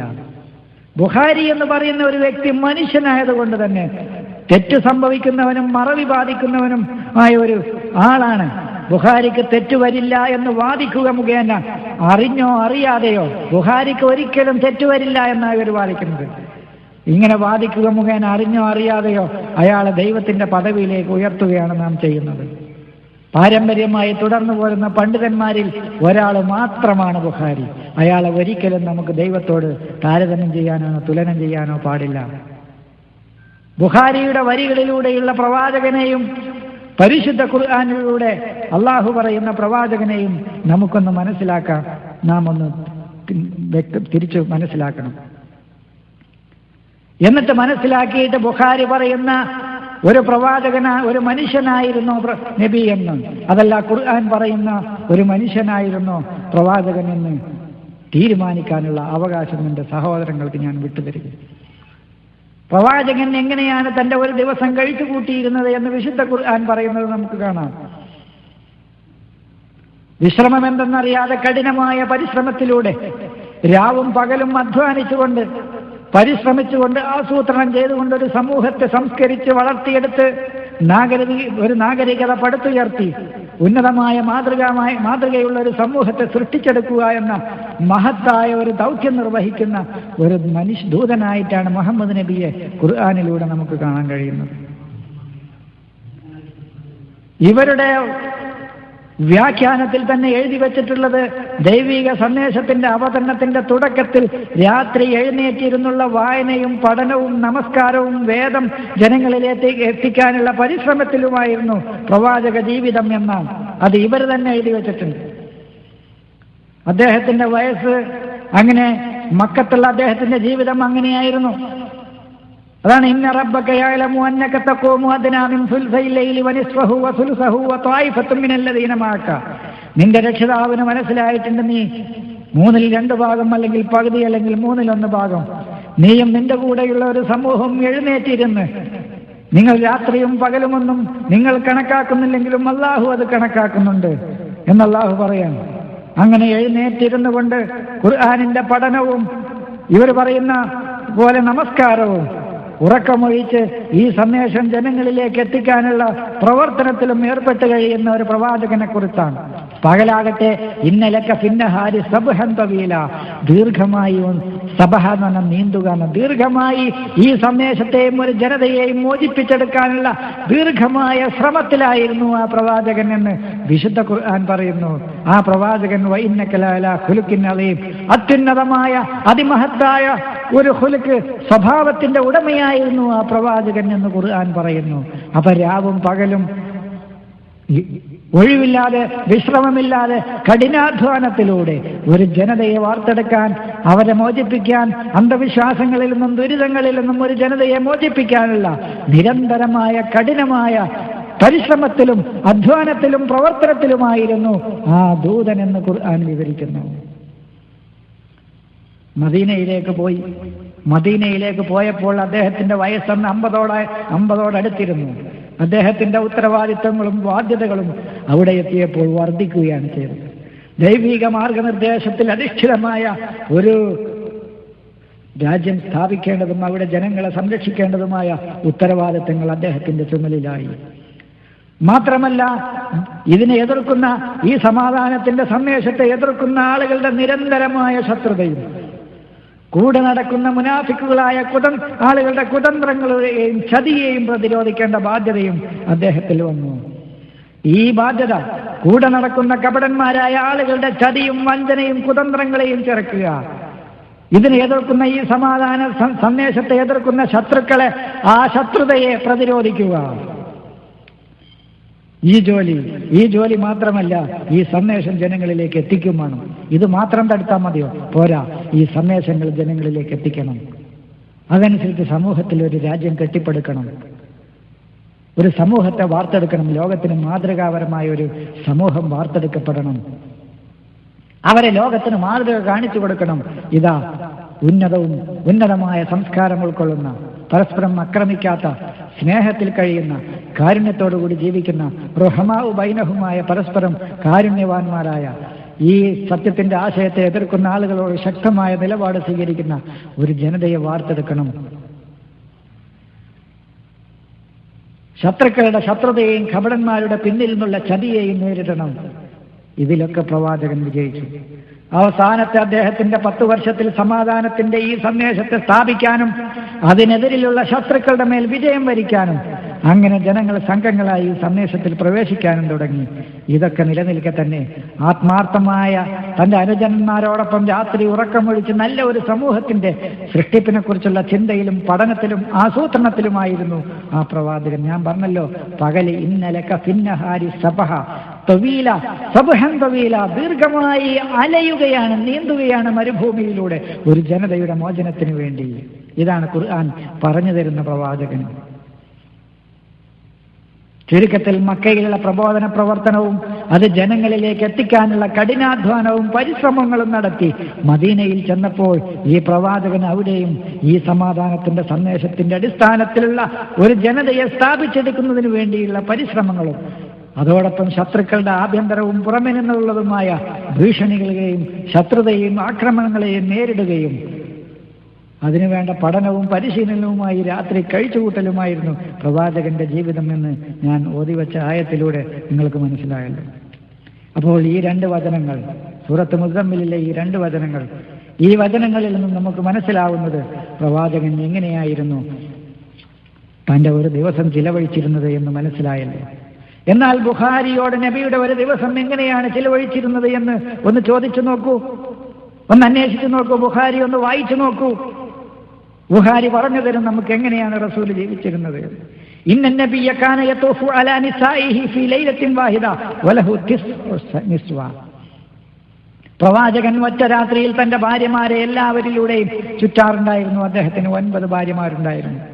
ഈ ഹദീസിൽ നിന്നും പ്രവാചകന്റെ രാത്രിയിലെ ജോലി എന്തായിരുന്നു എന്ന്, ഫീ ലൈലത്തിൻ വാഹിദത്തിൻ, രാത്രി ജോലി എന്താണ് എന്ന് ബുഖാരി ഇവിടെ വ്യക്തമാക്കി. ഖുർആൻ സൂറത്ത് മുസമ്മിൽ ഇന്ന റബ്ബക യഅലമു അന്നക തഖൂമു അദ്നാ മിൻ സുലുസൈൽ ലൈലി വനിസ്ഫഹു വസുലുസഹു എന്ന് പറയുന്ന ആയത്തിൽ അള്ളാഹു മുഹമ്മദ് നബിയുടെയും കൂടെയുള്ളവരുടെയും ജോലി വിവരിക്കുന്നു. ബുഖാരി ലൈലത്തും വാഹിദയിൽ ഒറ്റ രാത്രിയിൽ പ്രവാചകന്റെ ജോലി എന്താണ് ബുഖാരി വിശദീകരിക്കുന്നു. ഭാര്യമാരുടെ അടുത്ത് കൂടി ചുറ്റി നടക്കുക, അതാണെങ്കിലോ 1ഉം 2ഉം അല്ല 9 ഉണ്ടായിരുന്നു എന്ന്. കാനൻ നബിയ്യു യദൂറു അലാ നിസാഇഹി ഫി സാഅത്തിൽ വാഹിദ. വേറെ റിപ്പോർട്ട് ഒന്നുകൂടി ചുരുക്കി, മിനൽ ലൈലി വന്നഹാരി, പകലിൽ നിന്നോ രാത്രിയിൽ നിന്നോ 1 മണിക്കൂറിനുള്ളിൽ നബി ചുറ്റിക്കറങ്ങാറുണ്ടായിരുന്നു. വഹുന്ന 11, ഈ റിപ്പോർട്ടിൽ പറയുന്നത് അവർ 11 ആളുണ്ടായിരുന്നു. കാലറാവി ഇത് റിപ്പോർട്ട് ചെയ്യുന്ന റിപ്പോർട്ടർ പറയാൻ ഖുൽതുലി അനസ്, ഞങ്ങൾ അനസിനോട് ചോദിച്ചു, അവക്കാന യുതീഖുഹു, നബിക്ക് അതിന് കഴിയോ? എന്താ റസൂലുള്ളാഹിനെ കുറിച്ച് എഴുതി വെക്കുന്നത്, അള്ളാഹിന്റെ റസൂലിനെ കുറിച്ച്? 11 പെണ്ണുങ്ങളെപ്പൊക്കെ 1 മണിക്കൂറിന്റെ ഉള്ളിൽ പോയി വരാൻ നബിക്ക് കഴിയുമോ? സാധാരണക്കറങ്ങലാണെങ്കിൽ ഇങ്ങനെ ചോദിക്കേണ്ടതില്ല. ഇവിടുത്തെ ഉദ്ദേശം തന്നെ വ്യക്തമാണ്, എന്തിനാണ് ആ കറങ്ങിയിരുന്നത് എന്ന്. ഇങ്ങനെ 1 മണിക്കൂറിന്റെ ഉള്ളിലൊക്കെ ഒരാൾക്ക് 11 സ്ത്രീകളെടുത്തേക്ക് ചുറ്റിക്കറങ്ങാൻ കഴിയുമോ? അപ്പൊ കാലാനസ് പറഞ്ഞു, കുന്നാന തഹദ്ദസു, ഞങ്ങൾ സംസാരിക്കാറുണ്ടായിരുന്നു, അന്നഹു ഉഅ്തിയ ഖുവ്വത സലാസീൻ, ബുഖാരി 7-ാം ഭാഗം പേജ് 4, 1-ാം ഭാഗം പേജ് 76. അദ്ദേഹത്തിന് 30 ആളുകളുടെ ശക്തി നൽകപ്പെട്ടിരുന്നു എന്ന് ഞങ്ങൾ സംസാരിക്കാറുണ്ടായിരുന്നു. എന്താണ് ഈ പറയുന്നത്? 30 ആളുകളുടെ ശക്തി അദ്ദേഹത്തിന് നൽകപ്പെട്ടിരുന്നു. നീ നോക്ക, നൽകപ്പെട്ടിരുന്നു തന്നെ വെക്കുക. പക്ഷേ ഈ കുട്ടിയായ അനസിനൊക്കെ എങ്ങനെയത് മനസ്സിലായത്? എന്തായിരുന്നു അതിന്റെ അളവുകോല്? എത്ര ശക്തിയുണ്ട്? പ്രഷർ എത്ര ഉണ്ടെന്നാണ് നോക്കുന്ന ഉപകരണം. അന്ന് അതുമില്ല. ഷുഗർ എത്ര ഉണ്ടെന്നാണ്. പക്ഷേ ഇന്നും ഒരാളുടെ കൂവത്തളക്കാൻ വല്ലതുണ്ടോയെന്ന് എനിക്കറിയില്ല. അന്ന് എന്ത് ശക്തി, എന്ത് അളവ് പോലെ വെച്ചിട്ടാണ് ഈ കൂവത്ത സലാസീന നബിക്കുണ്ടായിരുന്നു എന്ന് അനസ് സഹാബികളും സംസാരിച്ചിരുന്നത്? എന്തായിരുന്നു അതിന്റെ മാനദണ്ഡം? അപ്പൊ നോക്കൂ, വിശുദ്ധ ഖുർആൻ എന്ത് പറയുന്നു, ഹദീസ് എന്ത് പറയുന്നു? വിശുദ്ധ ഖുർആനിന് വിരുദ്ധമായ അത്ഭുതകരമായ ഈ റിപ്പോർട്ട്, എന്തൊരു അത്ഭുതകരമായ റിപ്പോർട്ടാണ് നാം ഇവിടെ കാണുന്നത്. നബി ഒറ്റ മണിക്കൂറിൽ ഭാര്യമാരെ എല്ലാവരെയും സന്ദർശിക്കുകയും ലൈംഗികമായി ബന്ധപ്പെടുകയും ചെയ്യാറുണ്ടായിരുന്നു എന്നാണ് ബുഖാരി പറയുന്നത്. റിപ്പോർട്ടർക്ക് തന്നെ സംശയം തോന്നിയിട്ട് ചോദിക്കുകയാണ് അനസിനോട്. അപ്പൊ അനസ് പറയാം, ഞങ്ങൾ സ്വഹാബികൾ പ്രവാചകന്റെ പിറകെ നടന്ന അദ്ദേഹത്തിന്റെ 30 പേരുടെ ശക്തിയാണ് നൽകപ്പെട്ടിരുന്നത് എന്ന് സംസാരിക്കാറുണ്ടായിരുന്നു എന്നാണ്. അപ്പൊ ഇവിടെ പ്രവാചകന്റെ ജോലി എന്താണ്? സഹാബത്തിന്റെ ജോലി എന്താണ്? ബുഖാരി പറയുന്നത്. ഖുർആൻ പറയുന്ന പ്രവാചകന്റെയും സഹാബികളുടെയും ജോലി എന്താണ്? എന്റെ സഹോദരങ്ങൾ തീരുമാനിക്കും. എന്റെ സഹോദരങ്ങൾ തീരുമാനിക്കും. ആയിഷയിൽ നിന്ന് റിപ്പോർട്ട് ചെയ്യുന്ന ഹദീസ്, ഞാൻ റസൂലിന് സുഗന്ധം പൂശിക്കൊടുക്കാറുണ്ടായിരുന്നു. സുമ്മ താഫ ഫീ നിസായിഹി, പിന്നീട് അദ്ദേഹം തന്റെ ഭാര്യമാരുടെ ഇടയിലൂടെ ചുറ്റി നടന്നു. സുമ്മ അസ്ബഹ, പിന്നീട് അദ്ദേഹം നേരം വെളുപ്പിച്ചു. അപ്പൊ രാത്രി എന്താ പണി? രാത്രി എന്താ റസൂലിന്റെ പണിയായിട്ട് ഇവര് ആയിഷയിൽ നിന്ന് റിപ്പോർട്ട് ചെയ്യുന്ന ഹദീസിൽ, കുന്തു തയ്യിബ റസൂലുള്ളാഹി ഫയതുഫ് അലാ നിസായി സുമ്മ യുസ്ബിഹു, പിന്നീട് അദ്ദേഹം അപ്പോഴും നേരം വെളുക്കുമ്പോഴും അദ്ദേഹത്തിൽ നിന്ന് ഈ സുഗന്ധം ഇങ്ങനെ പരക്കാറുണ്ടായിരുന്നു എന്ന് ബുഖാരി 1-ാം ഭാഗം 73-ാം പേജിൽ പറയുന്നു. അപ്പൊ ഖുർആൻ എന്തു പറയുന്നു? ബുഖാരി എന്തു പറയുന്നു? റസൂലിന്റെ ജീവിതം, രാവും പകലും റസൂലിന്റെ ഡ്യൂട്ടി, ജോലി എന്തായിരുന്നു? ഖുർആൻ എന്തു പറയുന്നു? ഏത് വേണമെങ്കിലും എൻ്റെ സഹോദരങ്ങൾക്ക് എനിക്ക് പറയാനുള്ളത് നിങ്ങളോട് പറഞ്ഞുതരും. എനിക്ക് ഇതിൽ കൂടുതലൊന്നും ഈ ബുഖാരിയെ കുറിച്ച് പറയാനില്ല. അള്ളാഹുവിന്റെ ദൂതന്റെ ഡ്യൂട്ടി, ജോലി, കർത്തവ്യം, ബാധ്യത, ഖുർആൻ പറയുന്ന അദ്ദേഹത്തിന്റെ സ്വഭാവം, ഈ രഹസ്യം, അദ്ദേഹത്തിന്റെ ജീവിതത്തിന്റെ ഈ രഹസ്യങ്ങളിലേക്ക് എത്തിനോക്കി അത് ലോകത്തിന്റെ മുമ്പിൽ വിളിച്ചു പറയുന്ന ഈ ബുഖാരിയുടെ ലക്ഷ്യം എന്താണെന്ന് നിങ്ങൾ മനസ്സിലാക്കും. ഞാനും എൻ്റെ ഭാര്യയും കിടക്കുന്ന കിടപ്പറകളിലേക്ക് നോക്കിക്കൊണ്ട് അത് ലോകത്തിന്റെ മുമ്പിൽ അവതരിപ്പിക്കുന്ന ഒരാളുടെ മാനസികാവസ്ഥ, അയാളുടെ ഉദ്ദേശശുദ്ധി എന്താണെന്ന് എൻ്റെ സഹോദരങ്ങൾ തീരുമാനിക്കുക. ഞാൻ പറയുന്നില്ല. എന്ന പോലെ ലോകത്തിന് തന്നെ മാതൃകാ പുരുഷനാണ്, നമ്മളെപ്പോലെയല്ല. ലോകത്തിന് തന്നെ മാതൃകാ പുരുഷനായ ഒരു പ്രവാചകൻ, മഹാനായ അത്യുന്നതനായ ഒരു പ്രവാചകൻ, മനുഷ്യരുടെ ഇടയിലൂടെ അവരുടെ പ്രശ്നങ്ങൾക്ക് വേണ്ടി ഓടി നടന്ന് കിടന്ന് മറിയുന്ന പ്രവാചകൻ. ആ പ്രവാചകനെ പറയാം, ഞാൻ സുഗന്ധം പൂശിക്കൊടുക്കും നബിക്ക്. നബി നേരം വെളുക്കുന്നവരെ ഭാര്യമാരെ എടുത്ത് നടക്കും. നേരം വെളുത്ത് വരുമ്പോഴും ആ സുഗന്ധം ഉണ്ടാവുന്നു. ഈ നോക്കൂ, ഇതൊന്നും നിർത്തുന്നില്ല ഇയാൾ ഇതൊന്നും നിർത്തുന്നില്ല ഈ ബുഖാരി. ആർത്തവ സമയത്ത് പോലും പ്രവാചകൻ ഭാര്യമാരോട് ബന്ധപ്പെട്ടിരുന്നു എന്ന് ഇയാളുടെ തന്നെ ബുഖാരിയിൽ ഈ ബുഖാരി തന്നെ അയാളുടെ ഗ്രന്ഥങ്ങളിൽ എഴുതി വെച്ചിരിക്കുന്നു. ഖുർആനിനെ നിഷേധിക്കുന്ന ആളാക്കി പ്രവാചകനെ ചിത്രീകരിക്കുന്നു. ഇവരുടെ അർത്ഥപ്രകാരം എടുത്താൽ തന്നെ ഉന്നതമായ സംസ്കാരമുള്ള ഒരാൾ ചെയ്യൂല. എന്നിട്ടല്ലേ അതിമഹത്തായ ലോകത്ത് മാതൃകാ പുരുഷനായി അവതരിപ്പിച്ച പ്രവാചകൻ ചെയ്യുക. ഇയാൾ എന്താണ് റസൂലുള്ളാഹിനെ ഈ രൂപത്തിൽ എഴുതി വെക്കുന്നതിലൂടെ ഇയാൾ ലക്ഷ്യമിടുന്നത് എന്ന് എൻ്റെ സഹോദരങ്ങൾ മനസ്സിലാക്കണം. ويسألونك عن المحيض قل هو أذى فاعتزلوا النساء في المحيض ولا تقربوهن حتى يطهرن. ഈ വചനത്തിൽ ഇവർ പറഞ്ഞ അർത്ഥം, ആർത്തവത്തെക്കുറിച്ച് അവർ നിന്നോട് ചോദിക്കുന്നു, അത് ഉപദ്രവമാണ്. ആ സന്ദർഭത്തിൽ നിസാകളിൽ നിന്ന് മാറി നിൽക്കുക.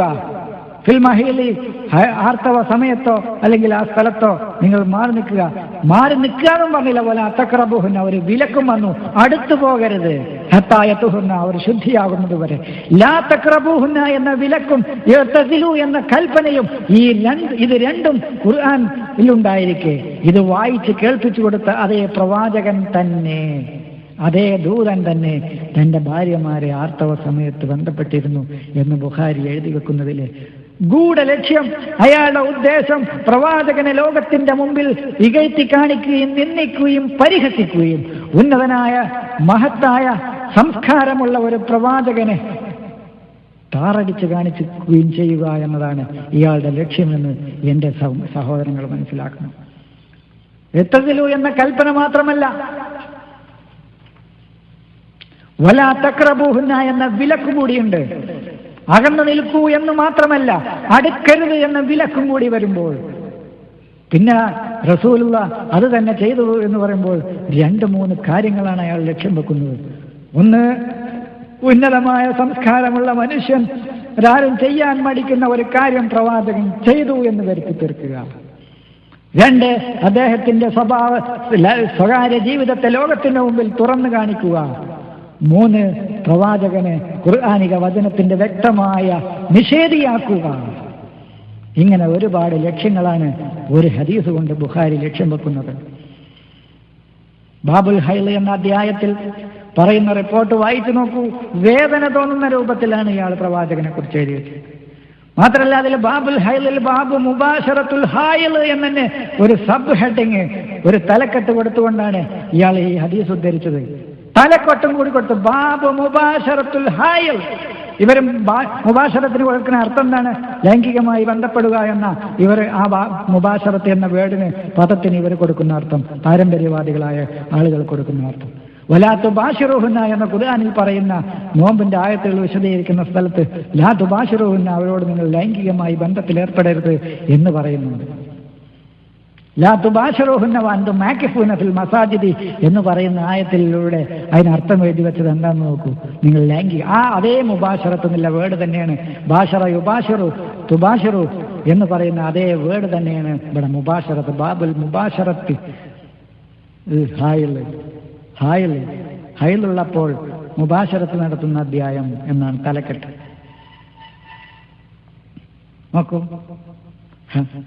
നോക്കൂ, ആയിഷയിൽ തൊട്ട് പറയാൻ കാലത്ത് ആയിഷ പറയാം, കുന്തു അഗ്തസിലുവന വന്നബിയ്യു, ഞാനും നബിയും കുളിക്കാറുണ്ടായിരുന്നു. മിന്നിനായും വാഹിദ്, ഒരേ പാത്രത്തിൽ നിന്ന്.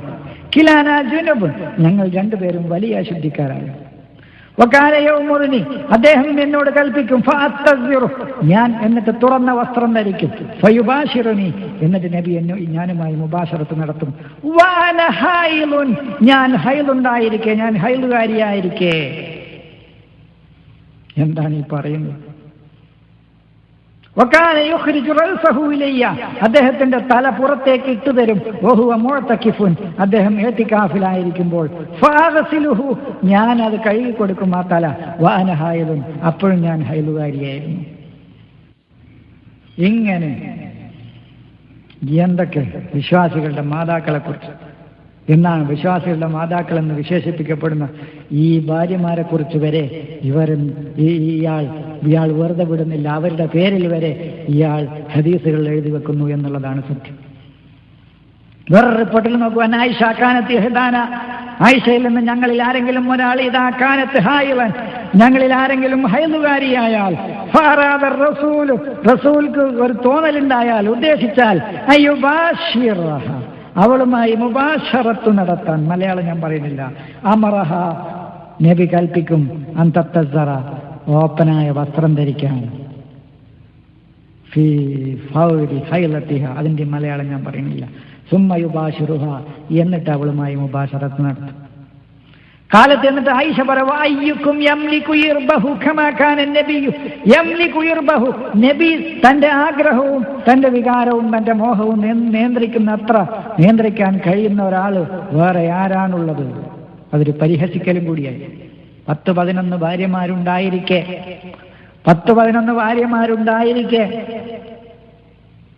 ഹൈലുണ്ടാകുമ്പോൾ പോലും ഭാര്യമാരെ ഒഴിവാക്കിയിരുന്നില്ല എന്ന് പറയുകയും ചെയ്യുക, എന്നിട്ട് പ്രവാചകന്റെ മേൽ കുതിര കയറുകയും ചെയ്യുക. ഇങ്ങനെ മോശമായ രൂപത്തിൽ പ്രവാചകനെ കുറിച്ച് പറഞ്ഞതും പോരാ, എന്നിട്ട് അദ്ദേഹത്തിന്റെ മേൽ ഒരു പരിഹാസ രൂപേണ അദ്ദേഹത്തെ അവതരിപ്പിക്കുകയും ചെയ്യുക. നബിയെപ്പോലെ തന്റെ വികാരം നിയന്ത്രിക്കാൻ കഴിയുന്ന ലോകത്ത് വേറെ ആരാണുള്ളത് എന്ന് പറയുകയും ചെയ്യും. കാന റസൂലുള്ളാഹി ഇദാ അറാദ അൻ യുബാശിറ ഇംറഅതൻ മിൻ നിസായിഹി, തന്റെ ഭാര്യമാരിൽപ്പെട്ട ഏതെങ്കിലും ഒരു ഇംറഅത്തിനോട് മുബാശറത്ത് നടത്താൻ നബി ഉദ്ദേശിച്ചാൽ അമറഹ ഫത്തസ്സറത് വഹിയ ഹായിദുൻ, എന്നിട്ട് വഅയ്യുക്കും യംലികു ഇർബഹു കമാ കാന നബിയു യംലികു ഇർബഹ്, നബിയോളം തന്റെ ആഗ്രഹം നിയന്ത്രിക്കാൻ കഴിവുള്ളവൻ നിങ്ങളിൽ ആരാണുള്ളത് എന്ന് റിപ്പോർട്ട് ചെയ്യുക. നോക്കൂ, ഉമ്മു സൽമയിലേക്ക് ചേർത്തുകൊണ്ട് മറ്റൊരു ഹദീസ്, ബൈനമാന മഅ നബി, നബിയുടെ കൂടെ ഞാൻ കിടന്നുറങ്ങുകയായിരുന്നു. അപ്പോൾ ഇത് ഹിൽത്ത്, എനിക്ക് ഹൈലാണ്. സിയാബ ഹൈലത്തി, എൻ്റെ ഹൈലിന്റെ വസ്ത്രം ഞാൻ എടുത്തു. കാല, അപ്പൊ നബി സദാനി, എനിക്ക് അതുണ്ടായിക്കന്നെയാണ്. അപ്പൊ നബി എന്നെ വിളിച്ചു. എന്നിട്ട് ഞങ്ങൾ രണ്ടുപേരും കടന്നു എന്ന് ഭാഗ്യത്തിന് പറഞ്ഞുള്ളൂ. ഭാഗ്യത്തിന് ഫലത്തജാത്തുന്നേ പറഞ്ഞുള്ളൂ. മാഹു, ഞാൻ അദ്ദേഹത്തിന്റെ കൂടെ കടന്നു.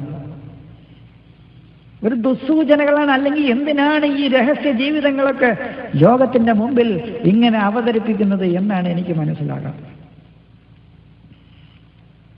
അന്യ സ്ത്രീകളെ കാണുമ്പോഴേക്ക് വരെ തന്റെ വികാരം നിയന്ത്രിക്കാൻ കഴിയാത്ത ആളായിട്ടാണ് ഹദീസ് ഉദ്ധരിച്ചവർ പ്രവാചകനെ ചിത്രീകരിച്ചിട്ടുള്ളത്.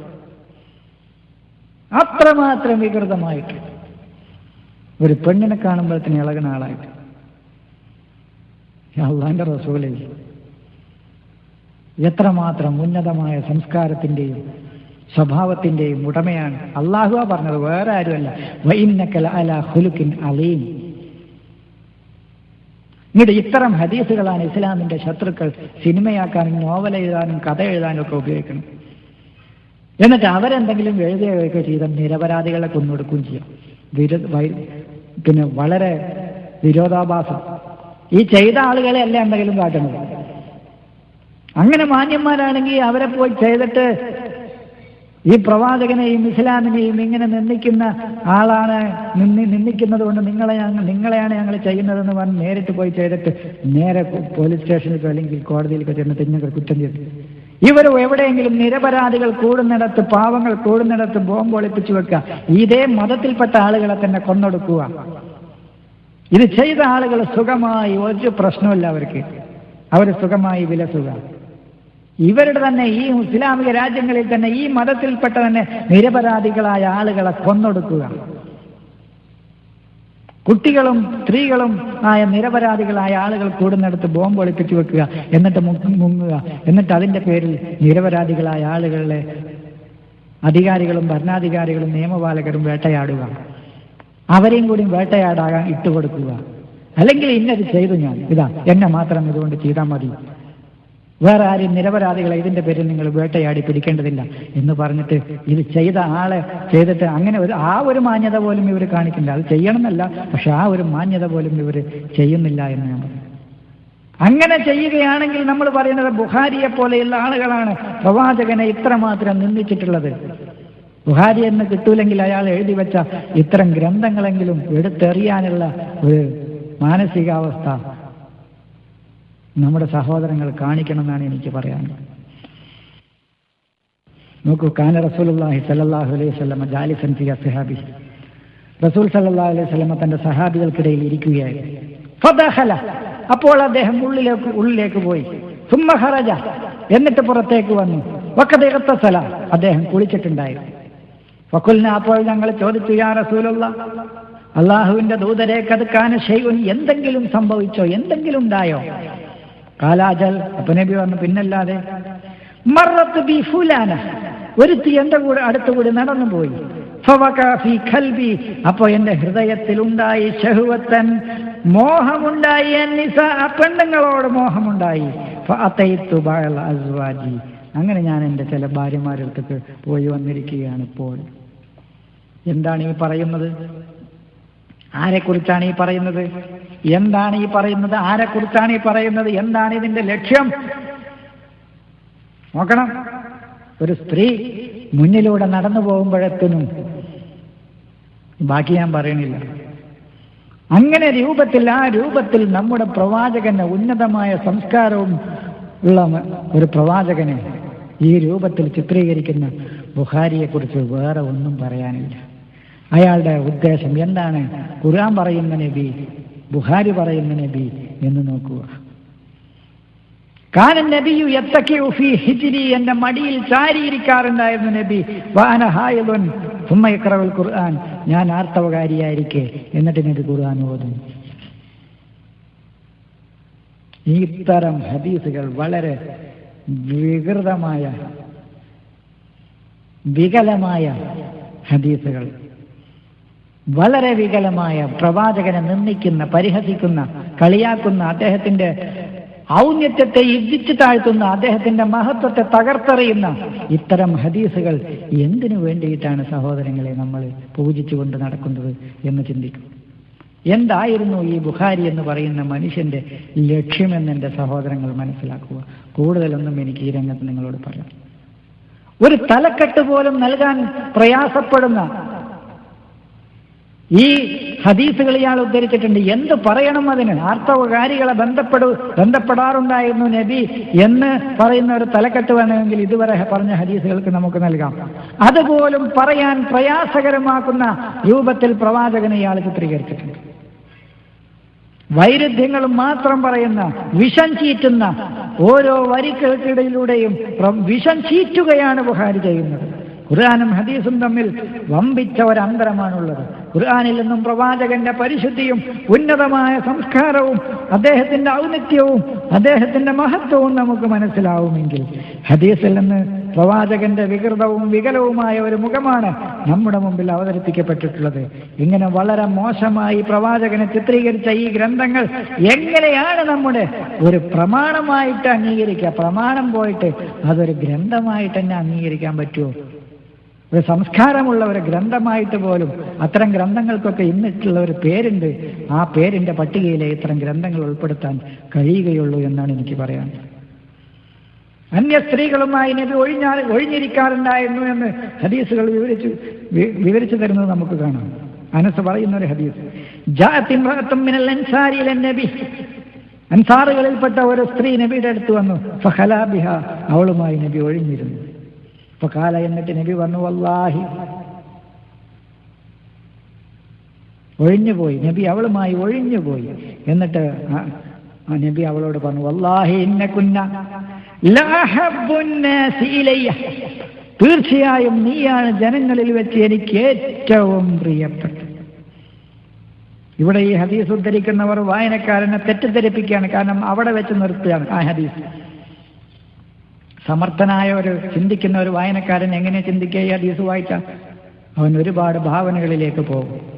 എന്തുണ്ട്, ഇങ്ങനെ ഒരു സ്ത്രീയുമായി നബി ഒഴിഞ്ഞു പോയി എന്ന് പറഞ്ഞാൽ എന്തായിരിക്കും? എന്നിട്ട് പറയാണ് നീയാണ്. അങ്ങനെ ഒഴിഞ്ഞു പോയിട്ട് അവിടെ നബി അവളോട് പറഞ്ഞത് എങ്ങനെ ഈ ഉദ്ധരിക്കുന്ന ആൾക്ക് മനസ്സിലായി എന്നുള്ളത്? അത് കഥയിൽ ചോദ്യമില്ല എന്ന് പറയുന്നത് പോലെ ഇതിലൊന്നും ചോദ്യമില്ല. ഖലാബിഹ, അവളുമായി ഒഴിഞ്ഞു പോയി എന്നിട്ട് അവളോട് ഇത് പറഞ്ഞു എന്നൊക്കെ പറയുന്നു.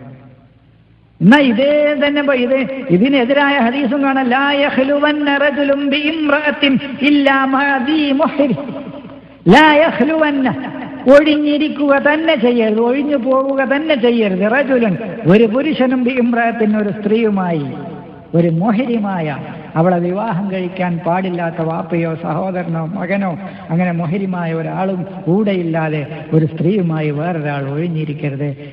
രണ്ട് വാക്കിലും ആ ഹദീസിൽ ഖലാബിഹ എന്ന് പറഞ്ഞ ഒഴിഞ്ഞിരുന്നു, ഇവിടെ ലാ യഖ്ലുവന്ന എന്ന് തേക്കിയതിന്റെ നൂനിട്ട് ഒഴിഞ്ഞിരിക്കുക തന്നെ ചെയ്യരുത് എന്ന് പറഞ്ഞു. അപ്പൊ നബി ഒന്ന് പറയുകയും മറ്റൊന്ന് പ്രവർത്തിക്കുകയും ചെയ്യുന്ന ആളായിരുന്നു എന്ന് ധരിപ്പിക്കാനാണ് പ്രവാചകനെ കുറിച്ച് ഇവിടെ ആ രൂപത്തിൽ നമ്മെ ധരിപ്പിക്കാനാണ് ബുഖാരി ഉദ്ദേശിക്കുന്നത്. ഇങ്ങനെ ഒന്ന് പറയുകയും മറ്റൊന്ന് പ്രവർത്തിക്കുകയും ചെയ്യുന്ന ആളല്ല നമ്മുടെ നബി. ബുഖാരി അനസിലേക്ക് റിപ്പോർട്ട് ചേർത്തുകൊണ്ട് പറയുന്നു.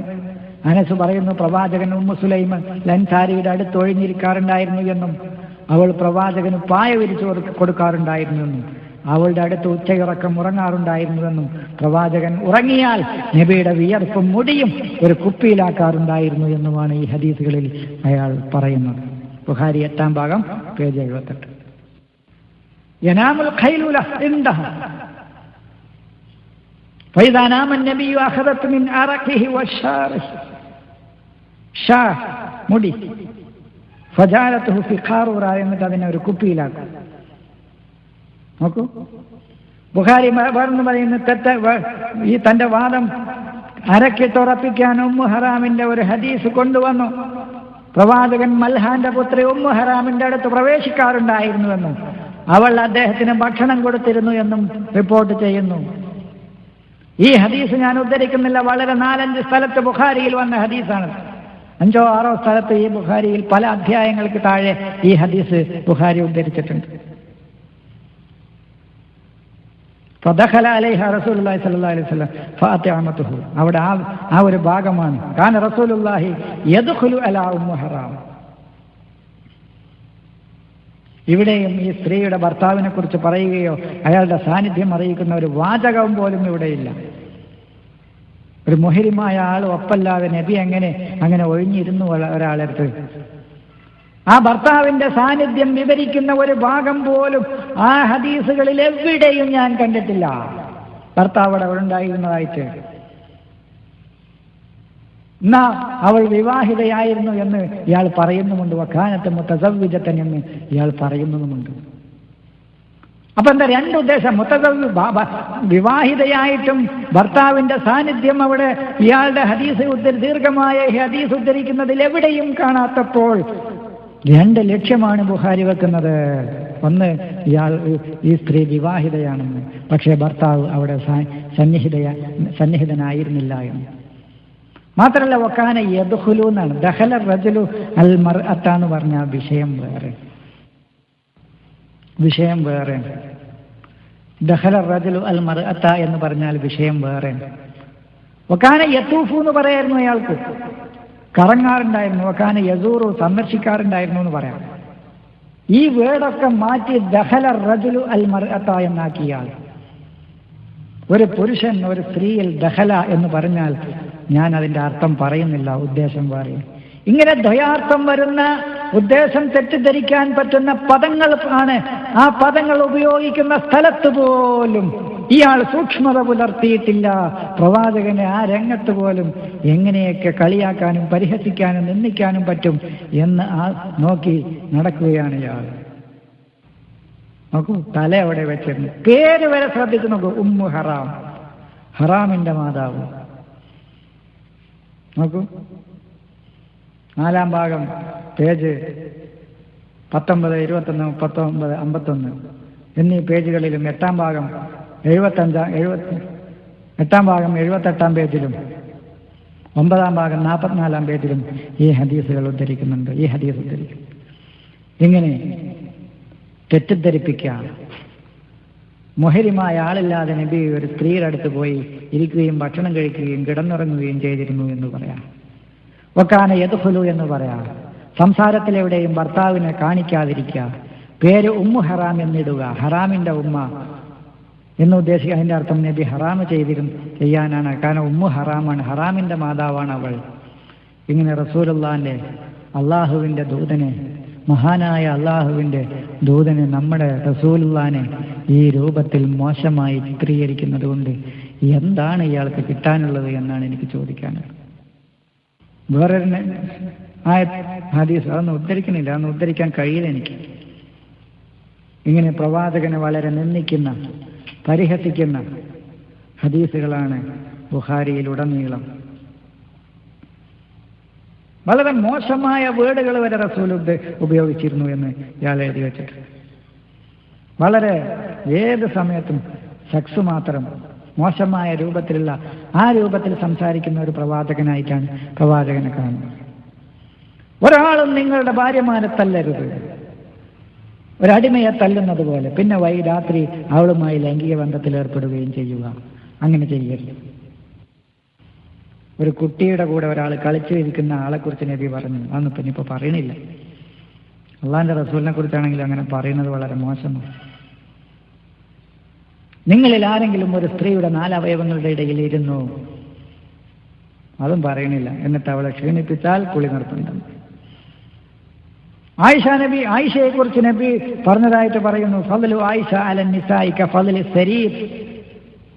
സരീദ് എന്ന് പറയുന്ന ഭക്ഷണ പദാർത്ഥത്തിന് എത്രമാത്രം ശ്രേഷ്ഠതയുണ്ട്, അത്രയും ശ്രേഷ്ഠതയാണ് സ്ത്രീകളിൽ നിന്ന് ആയിഷക്കുള്ള ശ്രേഷ്ഠത.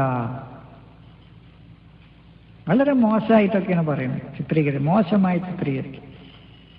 ആയിഷ റളിയല്ലാഹു അൻഹയെ കുറിച്ച് റിപ്പോർട്ട് ചെയ്യുന്ന വേറൊരു ഹദീസ് നോക്കൂ, ബുഖാരിയിലെ 7-ാം ഭാഗത്ത് പേജ് 6.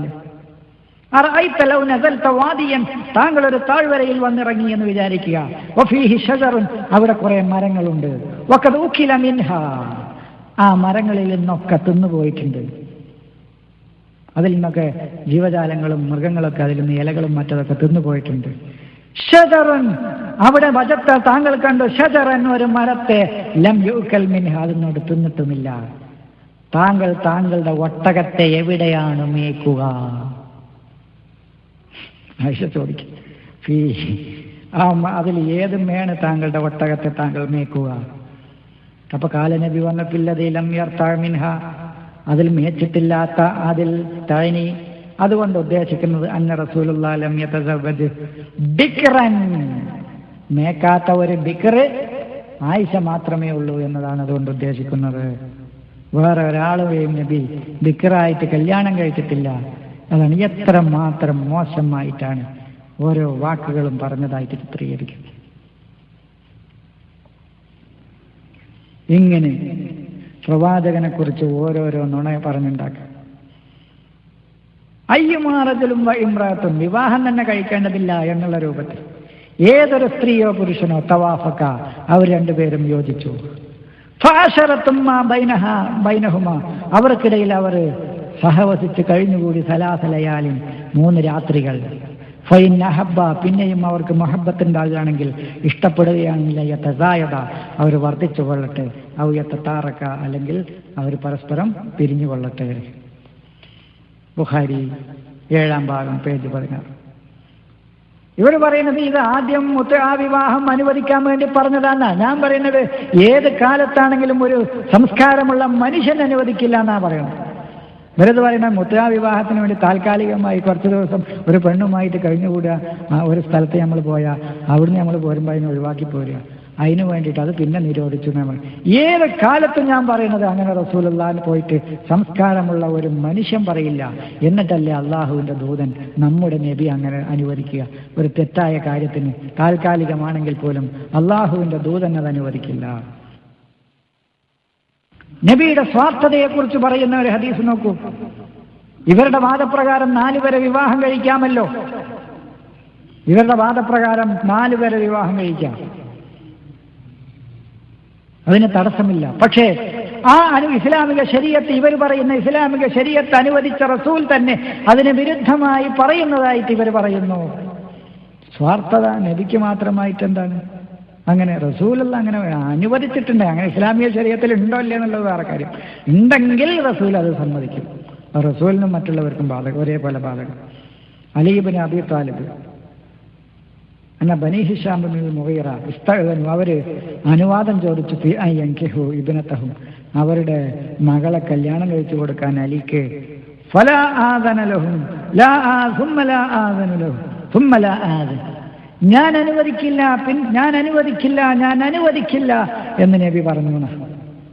ഇല്ലാ അൻ യുരീദ ഇബ്നു അബീ താലിബ്, അലി ഇബ്നു അബീ താലിബ് എന്റെ ഇബ്നത്തിനെ തലാഖ് ചൊല്ലുകയും എന്നിട്ട് അവരുടെ മകളെ കല്യാണം കഴിക്കുകയുമാണെങ്കിൽ അല്ലാതെ എൻ്റെ മകൾ അദ്ദേഹത്തിന്റെ ഭാര്യയായിരിക്കെ ഞാൻ അദ്ദേഹത്തിന് വേറൊരു സ്ത്രീയെ, വേറൊരു പെണ്ണിനെ വിവാഹം കഴിക്കാൻ ഞാൻ അനുവദിക്കില്ല, ഞാൻ അനുവദിക്കില്ല, ഞാൻ അനുവദിക്കില്ല എന്ന് റസൂല് പറഞ്ഞു എന്നാണ്. കാരണം ഫൈന്നമാഹിയ ബിളഅത്തും മിന്നി, അവളെന്റെ ഒരു ഭാഗം തന്നെയാണ്. അപ്പൊ റസൂലിന്റെ മകൾക്ക് ഒരു പ്രത്യേകത, ബാക്കിയുള്ള ആളുകളുടെയൊക്കെ പിതാക്കളുടെയൊക്കെ മക്കളെ ഒരാൾ വിവാഹം ചെയ്തിട്ടുണ്ടെങ്കിൽ ആ മകൾക്ക് പുറമെ വേറെ വല്ല ആളുകളുടെയും സ്ത്രീകളെ മക്കളെ വിവാഹം കഴിക്കുന്നത് അനുവദിക്കാമെങ്കിൽ റസൂലിന് മാത്രം ഒരു പ്രത്യേകത റസൂലിനെ കൽപ്പിച്ചു. റസൂലിന്റെ മകളെ മാത്രം വിവാഹത്തിൽ കഴിച്ചുകൊണ്ടിരിക്കെ മറ്റൊരാളെ രണ്ടാമതൊരു ഭാര്യയെ വിവാഹം കഴിക്കാൻ അലീബിന് അബി താലിബിന് നബി അനുവദിക്കില്ല എന്ന് പറയാൻ സമ്മതം കൊടുക്കില്ല എന്ന് റസൂലുള്ള പറഞ്ഞതായിട്ട് ഇവർ ബുഖാരിയിൽ ഉദ്ധരിക്കുന്നു. നോക്കൂ, പേജ് 47, 61, 7-ാം ഭാഗം. നബിയുടെ കുളി വരെ അവർ റിപ്പോർട്ട് ചെയ്തു. കുന്തു അഗ്തസിലു അനാ വന്നബിയ്യു മിൻ ഇനാഇൻ വാഹിദ്, ഞാൻ നബിയും ഒരേ പാത്രത്തിൽ നിന്ന് കുളിക്കാറുണ്ട്. അന്ന നബി വ മൈമൂനയും നബിയും കാന യഗ്തസിലാനി മിൻ ഇനാഇൻ വാഹിദ്. ഈ ഇബ്നു അബ്ബാസൊക്കെ ഈ ഹദീസ് റിപ്പോർട്ട് ചെയ്യുന്നു. എങ്ങനെ ഇബ്നു അബ്ബാസിനൊക്കെ ഈ നബിയുടെ കുളി എത്തി നോക്കാൻ കഴിഞ്ഞു എന്നുള്ളതാണ് എനിക്ക് മനസ്സിലാക്കാം. കുളി ധരിക്കുന്ന ഒരുപാട് ഹദീസുകളുണ്ട്, അതൊന്നും നമ്മൾ പറയുന്നില്ല. അന്ന നബി ഇഗ്തസല മിനൽ ജനാബത്ത്, ജനാബത്തിന് കുളിച്ചു. ഫഗസല ഫർജഹു, ഫർജ് കഴുകി. ബിയദിഹി, കൈകൊണ്ട്. എന്താണ് കുളിയൊക്കെ അപ്പൊ ഇങ്ങനെ പറഞ്ഞു തരികയാണ്, ഓരോരോ കുളിസീൻ. അപ്പൊ എങ്ങനെ കുളിക്കേണ്ടതെന്നൊക്കെ നമുക്കറിയില്ല. നീ ആയിഷ കുളിച്ച് കാണിച്ചു കൊടുക്കുന്ന ഒരു ഹദീസ് നോക്കൂ. ആയിഷ ബീവി കുളിച്ച് കാണിച്ചു കൊടുക്കും. ഞാനും ആയിഷയുടെ സഹോദരനും ആയിഷയുടെ അടുത്തേക്ക് പ്രവേശിച്ചു. അദ്ദേഹം ആയിഷയോട് നബിയുടെ കുളിയെക്കുറിച്ച് ചോദിച്ചു. അപ്പോൾ ആയിഷ ഒരു പാത്രം വെള്ളം കൊണ്ടുവന്നു, അതുകൊണ്ട് കുളിച്ചു. അവരുടെ തലയിലൂടെ വെള്ളം ഒഴിച്ചു. ആയിഷയുടെയും ഞങ്ങളുടെയും ഇടയിൽ ഒരു മറയുണ്ടായിരുന്നു. കുളി കാണിച്ചു കൊടുത്തു. ദഖൽതു അനാ വ അഖു ആയിഷ ലാ ആയിഷ ഫസഅലഹ അഖൂഹ, അവളോട് ആയിഷയുടെ സഹോദരൻ ചോദിച്ചു ഗുസ്ലി നബി, നബിയുടെ കുളിയെക്കുറിച്ച്. എന്നിട്ട് വിശുദ്ധ ബുഖാരി 1-ാം ഭാഗം 71, 69, 71 പേജുകളിൽ ഇങ്ങനെ അള്ളാഹുവിന്റെ റസൂലിനെ കുറിച്ച് വളരെ മോശമായ രൂപത്തിൽ റിപ്പോർട്ട് ചെയ്യുന്ന ഹദീസുകളാണ് ഉള്ളത്. ഇനിയും ഒരുപാട് കാര്യങ്ങൾ ഈ രംഗത്ത് നമുക്ക് സൂചിപ്പിക്കാനുണ്ട്. അതൊന്നും ഇവിടെ വിശദമായി വിശദീകരിക്കാൻ ഞാൻ ഉദ്ദേശിക്കുന്നില്ല. കാരണം ഹദീസുകൾ വിവരിക്കാനൊന്നും ഇവിടെയൊന്നും അവസാനിപ്പിക്കൂല ഈ വിഷയം. അത്രമാത്രം വളരെ മോശമായിട്ടാണ് പ്രവാചകനെക്കുറിച്ചും പ്രവാചക പത്നിമാരെക്കുറിച്ചും ബുഖാരി അദ്ദേഹത്തിന്റെ ഗ്രന്ഥത്തിലൂടെ ലോകത്തിന്റെ മുമ്പിൽ വരച്ചു കാണിക്കുന്നത്, എഴുതി കാണിക്കുന്നത്. അത് മുഴുവനായിട്ടും ഉദ്ധരിക്കാൻ എനിക്ക് പ്രയാസമുണ്ട്. അതുകൊണ്ട് എൻ്റെ സഹോദരങ്ങളോട് എനിക്ക് പറയാനുള്ളത്, ഇത്തരം ഹദീസുകൾ എന്തിനു വേണ്ടിയിട്ടാണ് ഇയാൾ റിപ്പോർട്ട് ചെയ്യുന്നത് എന്നതാണ്. അത്രമാത്രം വികൃതമായ വൈകല്യങ്ങൾ നിറഞ്ഞ, അള്ളാഹുവിനെയും അവൻ്റെ ദൂതനെയും അത്രമാത്രം പരിഹസിക്കുന്ന ഈ ബുഖാരിയെ പോലെയുള്ള ഹദീസ് ഗ്രന്ഥങ്ങൾ എങ്ങനെ നമ്മുടെ രണ്ടാം പ്രമാണമായിട്ട് നാം സ്വീകരിക്കുമെന്നുള്ളതാണ്. വൈരുദ്ധ്യങ്ങൾ മാത്രമാണ് ഇദ്ദേഹത്തിൻ്റെ ഹദീസുകളിലുള്ളത്. വൈരുദ്ധ്യങ്ങളും കളവുകളും പ്രവാചകനിലേക്ക് ചേർത്ത് പറയുക എന്നതാണ് ഇയാളുടെ ലക്ഷ്യം തന്നെ. പടയങ്കി പ്രവാചകൻ പണയം വെച്ചു എന്ന രൂപത്തിലൊക്കെ ബുഖാരി അവതരിപ്പിക്കുന്നുണ്ട്. അതേ ആള് തന്നെ പ്രവാചകന് കിട്ടുന്ന സമ്പത്തും അതിൻ്റെ വിഹിതങ്ങളെക്കുറിച്ചും വിവരിക്കുന്നുമുണ്ട്. ഇങ്ങനെ ഒരുപാട് സ്ഥലങ്ങളിൽ പ്രവാചകനെക്കുറിച്ച് വളരെ മോശമായി രണ്ട് രൂപത്തിലും പ്രവർത്തിക്കുന്ന ആളായിട്ട് പ്രവാചകനെ ചിത്രീകരിക്കുന്ന ഒരുപാട് ഹദീസുകൾ ഇനി നമുക്ക് ഉദ്ധരിക്കാനുണ്ട്.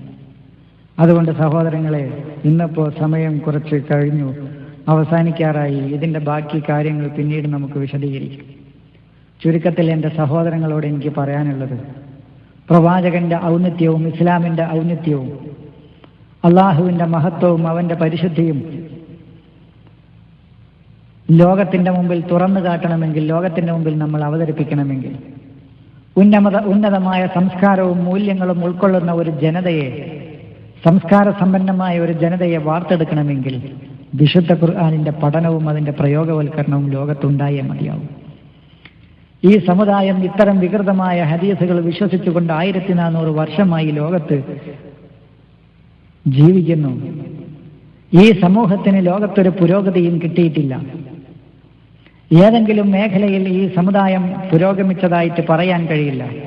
ശാസ്ത്ര സാങ്കേതിക വിദ്യകളിലോ സംസ്കാരത്തിലോ വിജ്ഞാനത്തിലോ സാമ്പത്തിക രംഗത്തോ ധാർമ്മിക രംഗത്തോ ഈ സമുദായം ഈ 1400 വർഷത്തിനിടയിൽ പ്രവാചകന്റെയും ഖുലഫാഉർ റാഷിദീങ്ങളുടെയും കാലഘട്ടത്തിന് ശേഷം ഈ സമൂഹത്തിനും ഈ സമുദായത്തിനും ഒരു പുരോഗതി ഉണ്ടായതായിട്ട് അറിയില്ല.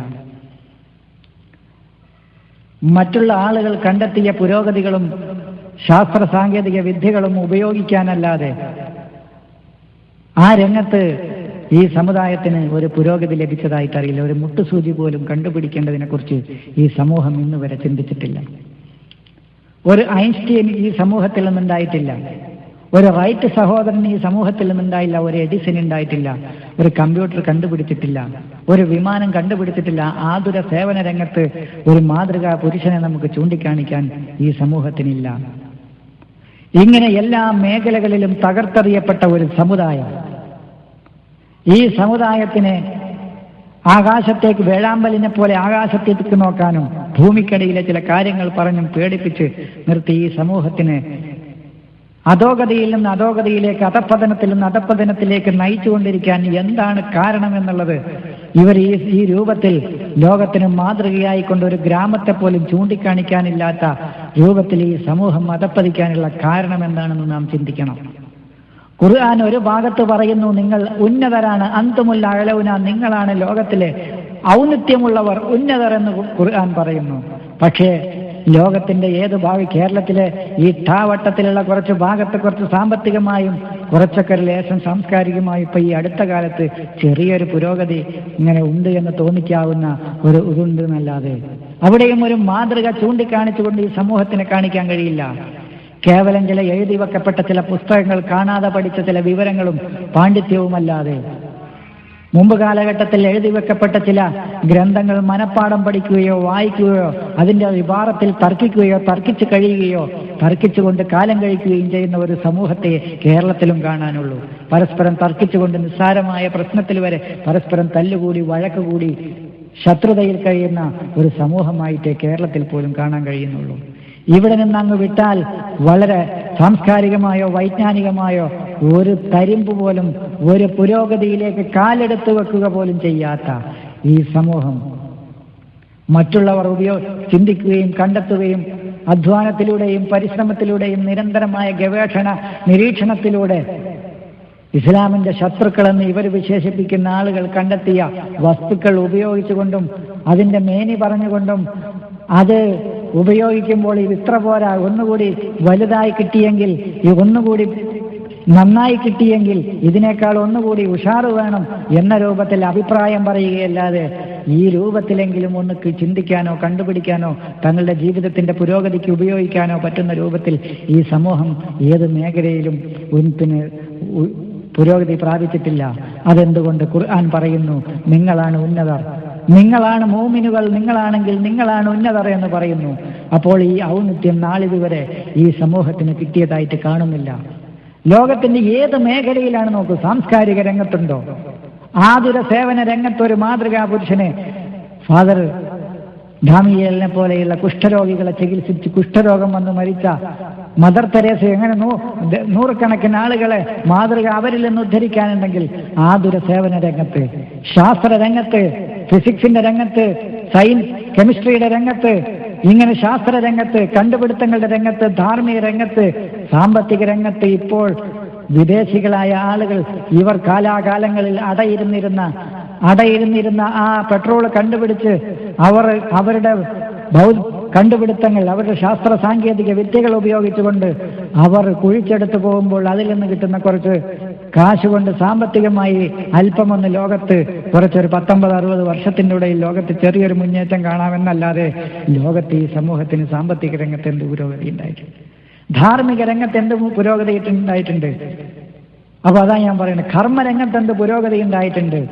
ഒന്നുമില്ലാതെ ഈ സമുദായത്തിന്, ഈ സമൂഹം ഇത്രമാത്രം അധപ്പതിക്കാനുള്ള കാരണം ഖുർആനിക നവോത്ഥാനത്തിൽ നിന്ന്, ഖുർആനിന്റെ ശരിയായ പഠനത്തിൽ നിന്ന്, ഖുർആനിന്റെ അധ്യാപനങ്ങളിൽ നിന്ന് അള്ളാഹു ഈ സമൂഹത്തിന്റെ ലോകത്തിന്റെ തന്നെ മോചനത്തിന് വേണ്ടി അവതരിപ്പിക്കപ്പെട്ട ഈ വിശുദ്ധ ഖുർആനിൽ നിന്ന് സമൂഹം അകന്നുപോയതാണ്.